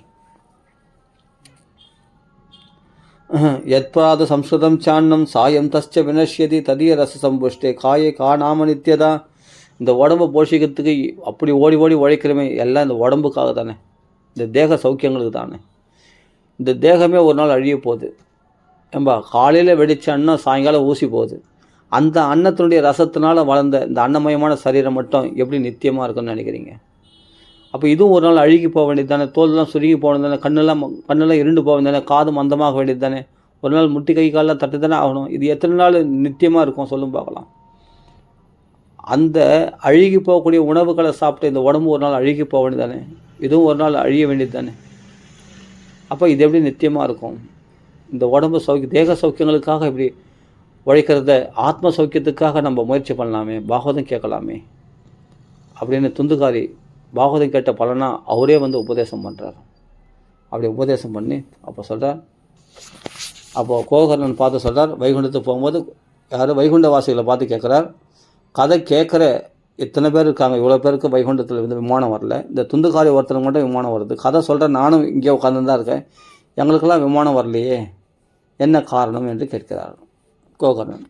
அதுக்கு வைகுண்டவாசிகள் சொல்கிற பதில், விஸ்வாசு குருவாக்கியேஷு ஸ்வஸ்மின் தீனத்வ பாவனஹ மனோதோஷ ஜெயச்சைவ கதாயாம் நிச்சலாமதிஹி. அதாவது சொல்கிற விஷயத்தில் உபன்யாசம் பண்ணுறாங்கன்னா விஸ்வாச குரு வாக்கியேஷு, அவர்கள் குருமார்கள், அவர்கள் வாக்கியத்தில் விஸ்வாசம் வைக்கணுமா, அந்த விஸ்வாசத்தோடு கேட்கணும். இது நம்ம ஜென்மாவை கரையேற்றுமானா கண்டிப்பாக கரையேற்றும், அந்த நம்பிக்கையோடு கேட்கணும். ஜென்மா கரையேற்றணும், இதுதான் நம்ம வாழ்க்கைக்கு ஒரே கதி, இதை விட்டால் வேறு கதி கிடையாது. வாசுதேவ பராகதி, இதை விட்டால் நம்மளுக்கு வேறு கதி இல்லை அப்படின்னு பிடிச்சின்றோமா அந்த பாகவதத்தை. அப்படி ஒரு விஸ்வாசத்தோடு பாகவதம் கேட்கணுமா. இதில் சொல்லக்கூடிய பலன்கள்லாம் சத்தியமானது அப்படின்ற விஸ்வாசத்தோடு விஸ்வாச குருவாக்கியேஷு ஸ்வஸ்மின் தீனத்வ பாவனஹா. எத்தனையோட பாகவதம் கேட்டேன், என்ன புதுசாக சொல்கிறாரா அப்படின்னு கேட்கக்கூடாது. தீனத்தோட ஒவ்வொரு நாளும் கேட்கக்கூடாது. பாகவதம் இது பெரிய மதிப்பு இருக்குது. இந்த பாகவதம் படிக்கிறது கேட்கறது சாதாரண விஷயம் கிடையாது. அதனால் எத்தனை தடவை கேட்டாலும் திருப்பி திருப்பி கேட்கணும். அப்படி வினயத்தோடு எனக்கு எனக்கு எல்லாம் தெரியும் அப்படின்ற கர்வத்தோடு கேட்காம தீனத்துவ பாவனகா எப்படின்னா பாகவதம் நமக்கு தெரிஞ்சால் கூட அப்படி பணிவோடு வினயத்தோடு எனக்கு எதுவும் தெரியாது அப்படின்ற நிலையில் தான் சொல்கிறவங்க மேலே கௌரவம் வச்சு பாகவதத்து மேலே கண்டிப்பாக கௌரவம் சொல்கிற மேலே கௌரவம் இருக்கணும். அதை விட மெயினாக பாகவதத்து மேலே கௌரவத்தை வச்சு பெரிய பரம பாகவதம் பகவானுடைய ஸ்வரூபம். இது யார் சொன்னாலும் நம்ம கேட்கணும். பெரும் பாக்கியம் இது அப்படின்னு சொல்லி தீனத்துவ பாவனா அப்படின்னு சொல்லி என்னென்னா நம்மளுடைய பாண்டித்யமோ நம்மளுடைய அகங்காரமோ தன்னுடைய பணத்திமுறோ வேறு எதுவும் அங்கே உள்ளே கொண்டு வரக்கூடாது. அந்த பாகவதம் கேட்குற இடத்துல எப்படி இருக்குன்னா தீனத்துவ பாவனகா பாக்கியம்னு நினச்சி கேட்கணுமா பாகவதத்தை. அந்த பணிவோடு போய் கேட்கணுமா. அதே சொல்ல மனதோஷ செய்வேன். மனதோஷன்றது என்னென்னா காமக்ரோதத்தோட பொறாமையோட ஒரு பயத்தோட ஒரு ஏதோ குழப்பத்தோடு வந்தெல்லாம் பாகவதம் கேட்கக்கூடாது. பாகவதம் கேட்கும்போது என்னென்னா மனசை அப்பா நம்ம பாகவதம் கேட்க போகிறேன், தயவுசெய்து எந்த கதையும் பேசாது, எந்த விஷயத்தையும் மனசில் போட்டுக்கூடாது. அப்போ மனசை ஃப்ரெஷ்ஷாக வச்சுட்டு கேட்கணும். நிச்சலா மதிஹி அந்த சலனமற்ற அங்கே போய் சிந்திச்சு டக்குன்னு பாகவதம் கேட்டுன்னு இருக்கும்போது டக்குன்னு ஃபோன் வரும், டக்குன்னு ஃபோன் பேசின்னு இருக்கிறது, பாகவதம் கேட்குறது, ஃபோன் பேசுறது, மற்றவங்களும் டிஸ்டர்பன்ஸ் பண்ணுவாங்க, இவங்களும் டிஸ்டர்ப்ஸ் ஆகிடுவாங்க. அது மாதிரி அலட்சியமாக பாகவதம் கேட்கக்கூடாது. நிச்சலமான மதியோட பாகவதம் கேட்குறேன்னா பீஸ்ஃபுல்லான மைண்டோட எல்லாத்தையும் தூக்கி போட்டு எந்த குழப்பத்துலையும் எந்த விஷயத்தையும் மனசில் ஏற்றிக்காமல் எந்த அங்கே போனவன் இங்கே போனவேன்னு எதையோ நினைச்சுட்டு பாகவதம் கேட்டால் உள்ளே ஏறாது. அதுதான் சொல்கிறார் ஸ்ரவணம் து கிருதம் சர்வை ந ததா மனனம் கிருதம். ஒருமுகப்பட்ட மனதோடு இவர்கள் அத்தனை பேரும் கேட்கல, எங்கேயோ மனசை கவனிச்சுட்டு இங்கே பாகவதம் கேட்டாங்க. யார் மற்றவங்களாம் அந்த துந்துகாரி தான் நம்மனா மனசு ஒருமுகப்பட்டு கேட்டானா. இந்த தகுதிகள்லாம் துந்துகாரிக்கு இருந்துதான். விஸ்வாச குருவாக்கியேஷு சஸ்பின் தீனத்துவத்தை நம்மளுக்கு இதை விட்டால் வேறு கதி இல்லை அப்படின்னு கேட்டானா. தீனநிலையிலிருந்து கேட்டானா துந்துகாரி. அதே சொல்ல மனதோஷ ஜெயச்சேவ நிச்சலாம் அதிகி. வேறு எந்த சிந்தனையும் இல்லாமல் கிருஷ்ண பக்தியிலே உறுதியாக கொண்டு அப்படி கிருஷ்ண சிந்தனையிலே இருந்து பாகவதம் கேட்டானா யாரே துந்துகாரி. இந்த தகுதிகள்லாம் அவனிடத்தில் இருந்ததுனால்தான் அவனுக்கு வைகுண்டத்தில் விமானம் வந்தது. அதனால் நம்ம குறையாக கேட்குறோமே என்ன, குறையாக கேட்டால் பரவாயில்ல, ஏன்னா நிறைய பாகவதம் கேட்கலாம். இல்லைனா ஒரு பாகவதம் போதுமா. அப்படி பர்ஃபெக்டாக இந்த தகுதிகளோட ஒருமுகப்பட்ட மனதோடு பாகவதம் கேட்டால் ஒரு பாகவதம் போடுமா, ஜென்ம கரையறிடும். அப்படி சர்வை ந ததா மனனம் கிருதம். அவரெல்லாம் மனம் ஒருமுகப்பட்டு கேட்கல. ஆனால் துந்துகாரி மனம் ஒருமுகப்பட்டு கேட்டான். இதுதான் கதின்னு அவனுக்கு வைகுண்டத்தில் விமானம் வந்துடுச்சு. அப்போ சொல்கிற வைகுண்டவாசிகள் இதெல்லாம் சொல்லிவிட்டு துந்துகாரிக்கு இந்த தகுதிகள் இருந்தது மட்டும் இல்லை, எல்லாருக்கும் அந்த தகுதி இருக்குது. ஆனால் அடுத்த மறுபடியும் நீ பாகவதம் ஏற்பாடு பண்ணுங்கள், இந்த மனோநிலையில் நீங்கள் கேளுங்க, விஸ்வாசத்தோட தீனத்துவ பாவத்தோட நிச்சலமான புத்தியோட சஞ்சலமில்லாத புத்தியோட மனசு ஒருமுகப்பட்டவர்களாக நீங்கள் கேளுங்கள், கண்டிப்பாக உங்களுக்கும் விமானங்கள் வரும் என்று வைகுண்டவாசிகள் சொல்லிட்டு போயிட்டாங்க. அதே மாதிரி மறுபடியும் ஏற்பாடு பண்ணுறார். எல்லாருக்கும் விமானங்கள் வந்து சாக்ஷாத் கிருஷ்ண பரமாத்மாவே அந்த கோகரனை கட்டி ஆலிங்கனம் பண்ணிட்டு கோலோகத்துக்கு ஆட்சியம் போகிறாராம். அதான் வைகுண்டத்துக்கு ஆட்சியம் போகிறாராம் பகவான். அப்படி சொல்கிறார். கோகர்ணச கோபாலோ கோலோகம் கோபவல்லபம் கதா ஸ்ரவணதா பிரீதோ நிர்ஜயோ பக்தவத்சலஹா. பக்தரத்தில் அதிகமான வாத்சல்யம் உடையவனான பகவான் எல்லாருக்கும் கண்ணு தெரியாதவங்க காது கேட்கறதான் சொன்னேன் இல்லையா. அந்த ஊமையாக இருக்கிறவங்க, நோய்களாக அவதப்படுறவங்க, துக்க தாரித்திரத்தில் இருக்காங்க இல்லையா, எல்லாரும் கால் முடமாக கை முடமாக இருக்காங்க இல்லையா, அவர்கள் எல்லாருக்குமே விமானங்கள் வந்துட்டு எல்லாரும் வைகுண்டத்துக்கு போய் சேர்ந்தாங்க.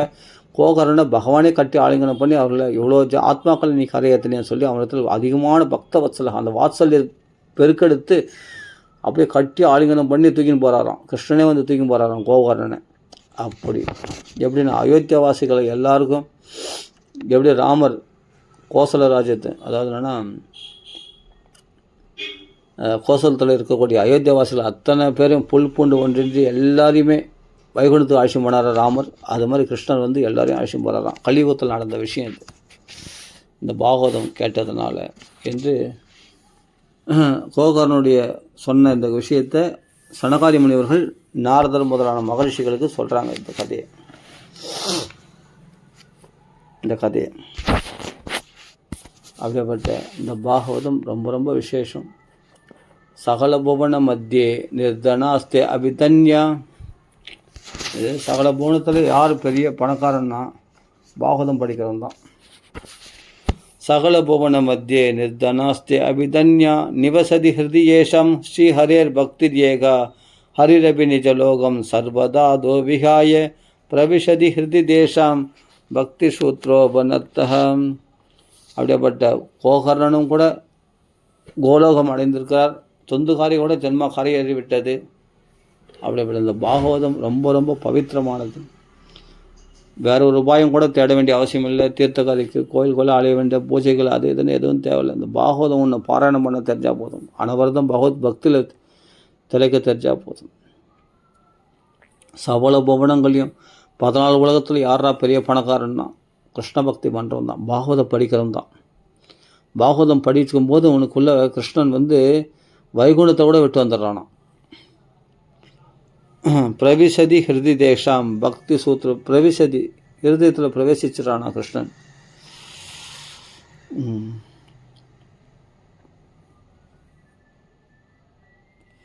நிவசதி ஹிருதி ஏஷாம் ஸ்ரீ ஹரேர் பக்திர் ஏகா.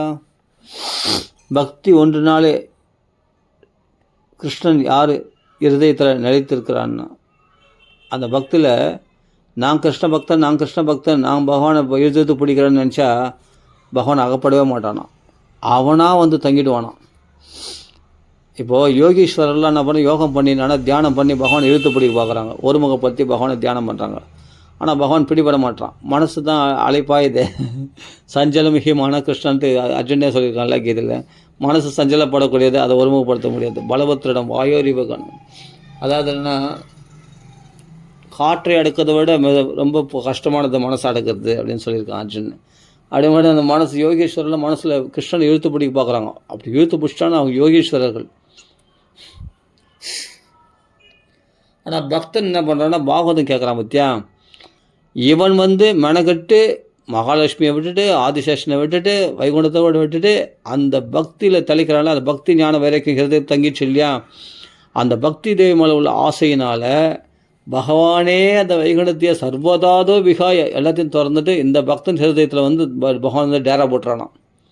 மகாலட்சுமியே கொஞ்சி கெஞ்சி கூப்பிட்டா கூட நீ வேணா இங்கே வந்துடு, நான் வரமாட்டேன்னு சொல்கிறானா. ஆதிசேஷனோட எல்லாம் பாய சுற்றின்னு அந்தமாக இங்கே வந்துடுறான். அப்புறம் நான் வைகுண்டமே இங்கே அதான் சொல்கிறது சதா வைகுண்ட நிலையா ஹரிகீர்த்தன தத்வரான்னு முன்னாடி சொன்னேன் இல்லையா. வைகுண்ட நிலையமாயிடுதான் அந்த ஹிருதயமே. அப்போது அவர்கள்தான் பிரவிசதி ஹரிரபி நிஜலோகம் சர்வதாதோ விகாய எல்லாத்தையும் தூக்கி போட்டு வந்துடுறானா. பிரகலாதம் ஒத்து போகிறான். அவன் பிரகலாதம் சொல்கிறார் எல்லா இடத்துலையும் பகவான் வியாபிச்சிருக்குன்னு சொல்கிறாரு. அப்படி இருக்கும்போது தூணில் கூட பகவானை பார்த்துட்டாரு. அப்படி இருக்கும்போது எல்லா இடத்தையும் விட்டுட்டு அந்த பக்தன் ஹிருதயத்தில் வந்துட்டான்னு சொன்னான்னா அப்படி சொன்னால் தான் கரெக்டாக இருக்கும்.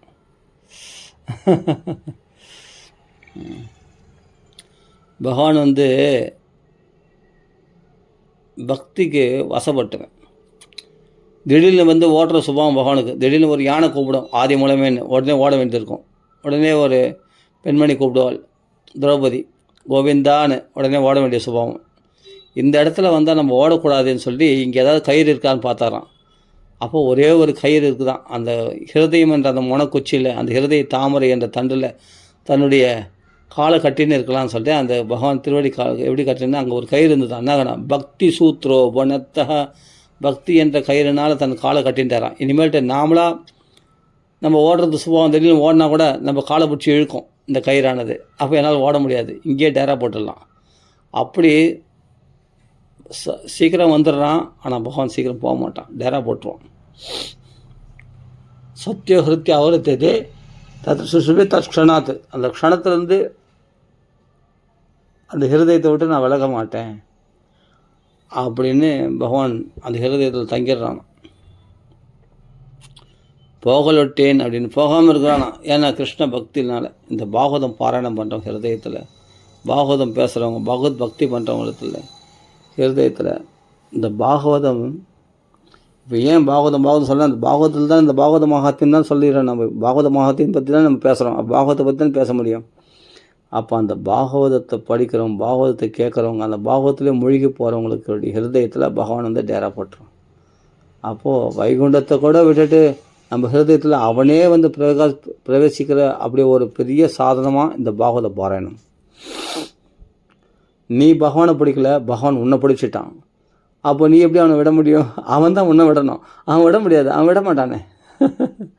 கிருஷ்ண கிரக கிரகீதாத்மா. மற்ற கிரகங்களுக்கெல்லாம் பயிற்சி உண்டு, குரு பயிற்சி, சனி பயிற்சி, அதெல்லாம் உண்டு. ஆனால் கிருஷ்ண பயிற்சி மட்டும் கிடையாது. வந்துட்டான்னா தங்கிடுவான் அப்படியே. கிருஷ்ண கிரக கிரகீதாத்மா. அவன் மெனக்கட்டு அவன் வைகுண்டத்தெல்லாம் விட்டு மனைவி, தன்னுடைய தம்பி, அண்ணாவாக இருந்திருக்கார், தம்பியாக வந்திருக்கார் ஆதிசேஷன். பலராமராக இருந்திருக்காரு, லக்ஷ்மணராக வந்திருக்காரு. ஆனால் அண்ணன் தம்பி எல்லாத்தையும் தீக்கப்பட்டு தன்னுடைய மனைவி ஆகிய லக்ஷ்மியோடு உதறி விட்டுட்டு இங்கே வந்து தங்கிறான், டேரா போட்டுறானா. இதிலேருந்து தெரிஞ்சுங்க பாகவதனுடைய மகிமை, பக்தருடைய பெருமையை தெரிஞ்சுங்க. அவர்கள் ஹிருதயமே வந்து வைகுண்ட நிலையம், மனமே மாதவன் ஆலயம் ஆயிடுறது. அப்படியேப்பட்டது. ஹரிரபி நிஜலோகம் சர்வதா தோபிகாய பிரவிஷதி ஹிருதி தேசம் பக்தி சூத்ரோபனத்தா. பக்தி என்ற கயிறால் கட்டப்பட்டு இங்கே அப்படியே வாசம் பண்ணுறான். என்ன ஒரு அருமையான பாகவதம் இல்லை இது. இந்த பாகவதத்தை படிச்சுட்டா வேறு சாதனம் கூட தேவையில்லையா, வேறு புஸ்தகம் கூட படிக்க வேண்டிய இல்லையா. ஏன்னா மற்ற புஸ்தகங்களை பற்றியா பிரமாவகை, அதாவது புத்தி குழப்பத்தை உண்டாக்கிடுமா.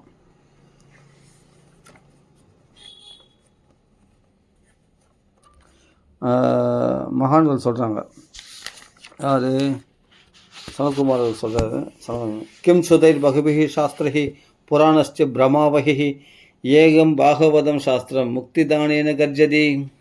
எதுக்காக நிறைய சாஸ்திரங்களை படிக்கிறீங்க, நிறைய ஸ்தோத்திரங்கள், அந்த புஸ்தகம் இந்த புஸ்தகம், நிறைய சின்ன புஸ்தகங்கள், பெரிய புஸ்தகம், அதெல்லாம் ஏன் படிக்கிறீங்க? இந்த பாகவதம் ஒன்று மாத்திரம், அதான் சொல்கிறேன், ஏகம் பாகவதம் சாஸ்திரம். இந்த ஒரு பாகவத சாஸ்திரம் மட்டும் போதுமானது. இது வழிகாட்டி. உனக்கு எல்லாம் இதில் இல்லாதது. இப்போ இதில் ஏதோ குறை இருக்குதுனாலும் நீங்கள் மற்றவங்களுக்கு போகிறீங்க. இந்த ஒன்று போதும், இந்த ஒரு புஸ்தகம் போதும். வீட்டில் இந்த ஒரு புஸ்தகம் இருந்தால் போதும், பாகவதம் மாத்திரம் இருந்தால் போதும். இதை மட்டும் நீங்கள் பாராயணம் பண்ணால் போதும் அப்படின்னு சொல்கிறார். கிம் சுதகி பகுபிஹி சாஸ்திரஹி புராணஸ்ய பிரமாவகி. நிறைய புராணங்களை படிக்கிறதோ, நிறைய இதிகாசங்களை படிக்கிறதோ, நிறைய புஸ்தகங்களை படிக்கிறதோ பிரமாவகி புத்தி குழப்பத்தை உண்டாக்கிடும். இதை படிக்கலாமா, அதை படிக்கலாமா, அதை கடைப்பிடிக்கலாமா, இதை கடைப்பிடிக்கலாமா, அந்த சொல்லிக்குது, அது யோக பயிற்சி சொல்லிக்குது, இது ஹட யோகம் சொல்லிக்குது, இதை மூச்சு பயிற்சி அதை சொல்லிக்குது, இது சொல்லியிருக்கு, அந்த பூஜைகள் சொல்லியிருக்கு, இந்த முறைகள் சொல்லி, இந்த யாகம் சொல்லியிருக்கு, அந்த ஹோமம் சொல்லியிருக்கு, இந்த ஸ்தோத்திரங்களை படி சொல்லி, அந்த ஸ்தோத்திரம் படி சொல்லி, அந்த கோயிலுக்கு போக சொல்லியிருக்கு, இந்த தீர்த்தத்துக்கு போக சொல்லியிருக்கு. அதெல்லாம் வேணாம். பாகவதம்ன்ற ஒரு தீர்த்தத்தில் கங்கையில் நீ நினை, உன் மனசை துவைச்சு எடுத்துக்கோ, சுத்தமாக இருப்பேன். இந்த ஒரே புஸ்தகம் போதுமானது. பகவத்கீதை கூட வேணாம். பகவத்கீதைக்கு தான் வியாக்கியானமாக இதில் வந்துச்சு, பாகவதம் வந்தாச்சு, கடிச்சாச்சு. அப்புறமா நான் இதில் பகவத்கீதை உனக்கு தியான யோகம், ஞான யோகம் எல்லாம் கபில வாசுதேவ் சொல்லாது தான், பிரகலாதம் சொல்லாது தான். பக்தி யோகம், கர்ம யோகம், தியான யோகம் எல்லாமே பாகவதத்தில் விஸ்தாரமாக சொல்லிக்குது. பகவத்கீதையில் கொஞ்சமாக தான் சொல்லியிருக்கு, பாகவத்தில் விஸ்தாரமாக சொல்லி. அப்புறம் பாகவதமே போதுமானது, மற்ற புஸ்தகங்கள் கூட அவசியம் இல்லை. பாகவதம் ஒன்றே நித்தியம் பாகவத சேவையா, நஷ்ட பிராயோஷ அபத்ரேஷு நித்தியம் பாகவத சேவையா. இதை தவிர வேறு என்ன தெரியும் உனக்கு? என்ன கதையேக இந்த பாகவதத்தை மாத்திரம் பருக தெரிஞ்சால் போதும். மற்றதெல்லாம் கொஞ்சம் இதை விட்டு வெளியே போய் ரெண்டாவது ஒரு சாதனத்தை தேடுறேன், ரெண்டாவது ஒரு புஸ்தகத்தை படிக்கிறேன்னு நினச்சாவே உனக்கு மனசு சிதறாடி ஆரம்பிச்சிடும். பிரமாவகை, பிரமையை உண்டாக்கிடும். இதை படிக்கலாமா, அதுவும் வசதி தான், இதுவும் வசதி தான். எதை படிக்கிறது? சரி, அதை படிக்கலாம், ராமாயணம் படிக்கலாம், சரி பாகவதம், சரி கொஞ்ச நாள் அதை கொஞ்ச நாள் இதை படிக்கலாம். அப்போ எதுலேயுமே ஸ்திரமாக இருக்க மாட்டே. ஒன்று கிழக்கு போனால் கிழக்கு போகணும், மேற்கு போனால் மேற்கு போகணும்.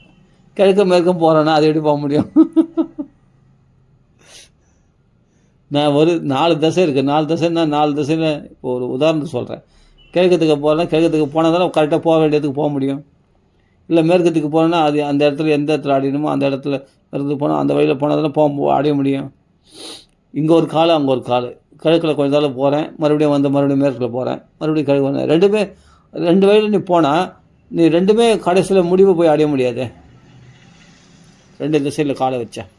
அதனால் ஒரே திசையில் போனால் தான் அடைய வேண்டிய லட்சியத்தை அடைய முடியும். அதனால் அந்த புத்தி குழப்பத்தை உண்டாக்காமல், அந்த புத்தி குழப்பத்தில் அலைபாயாமல், இதுலையா அதுலையான்ட்டு மதில் மேலே உள்ள மதில் செவத்தில் இருக்கிற பூனை மாதிரி அந்த பக்கம் குதிக்குதா இந்த பக்கம் குதிக்குதான்னு மனசை சதுரடையாமல், இந்த பாகவதம் ஒன்று போதுமானது அப்படின்னு திருட நிச்சயத்தோடு யார் பாராயணம் பண்ணுறாங்களோ அவர்களுக்கு பகவத் சாட்சா்காரத்தையே கொடுத்துரும்.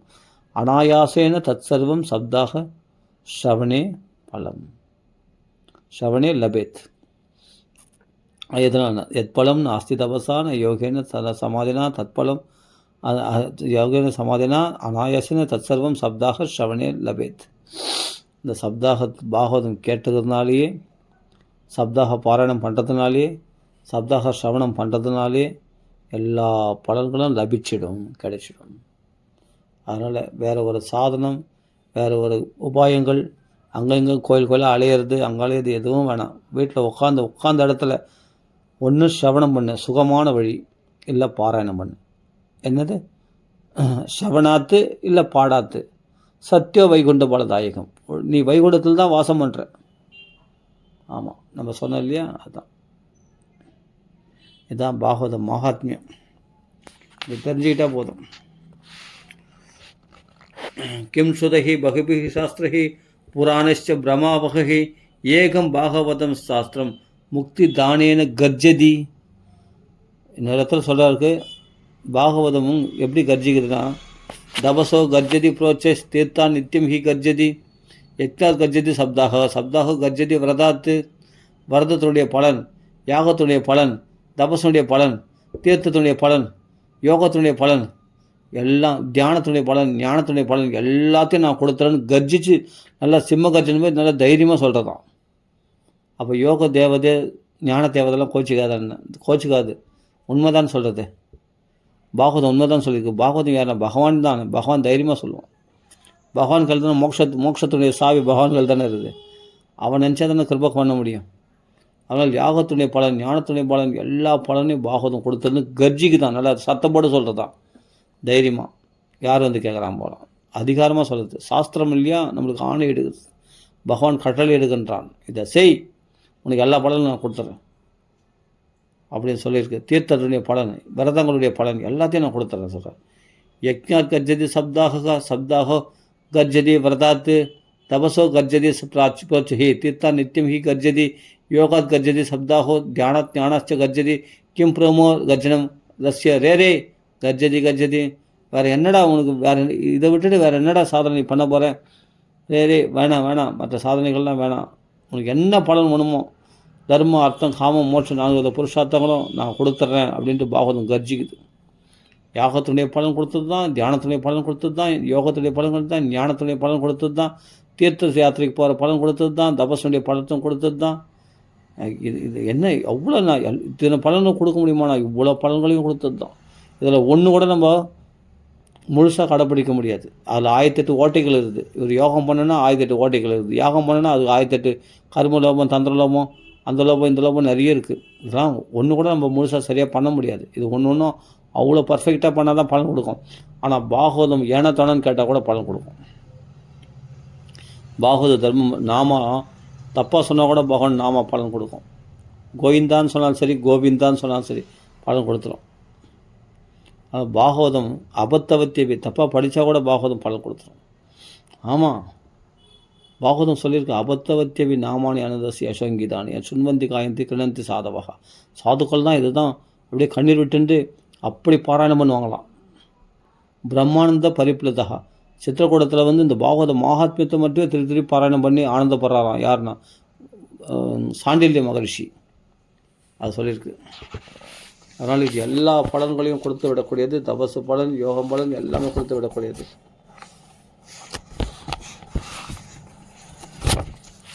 இந்த இதிகாசம் இமம் புண்ணியம் சாண்டில்யோ அபி முனீஸ்வரா படதே சித்திரக்கூடஸ்தோ பிரம்மானந்த பரிப்ளதா.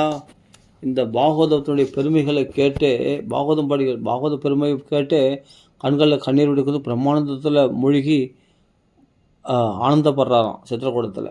யார்? சாண்டில்ய மகர்ஷி. பக்தி சூத்திரத்தை எழுதும் 2 பேர், நாரதர், சாண்டில்ய மகர்ஷி. அப்படியோட பக்தி சுத்தத்தை எழுதுனா அவரு தானே இந்த பக்தியுடைய பெருமை தெரியும். இந்த பாகவத்துடைய பெருமையை அந்த பாகவத்துடைய பெருமையை கேட்டுனே இருக்கலாம் போல இருக்கு அவங்களுக்குலாம். அப்படி ஆனந்தப்படுறாங்களாம். சரி, அதனால் பாகவதம் எல்லா பலன்களையும் கொடுத்து விடக்கூடியது. அனைவரும் பாகவத பாராயணம் பண்ணலாம். ராம ராம ராம ராம ராம ராம ராம ராம. ஸ்ரீமத் பாகவத பகவான் கி ஜெய். ஆஞ்சநேய சுவாமி கி ஜெய். ராம ராம ராம ராம ராம ராம ராம ராம.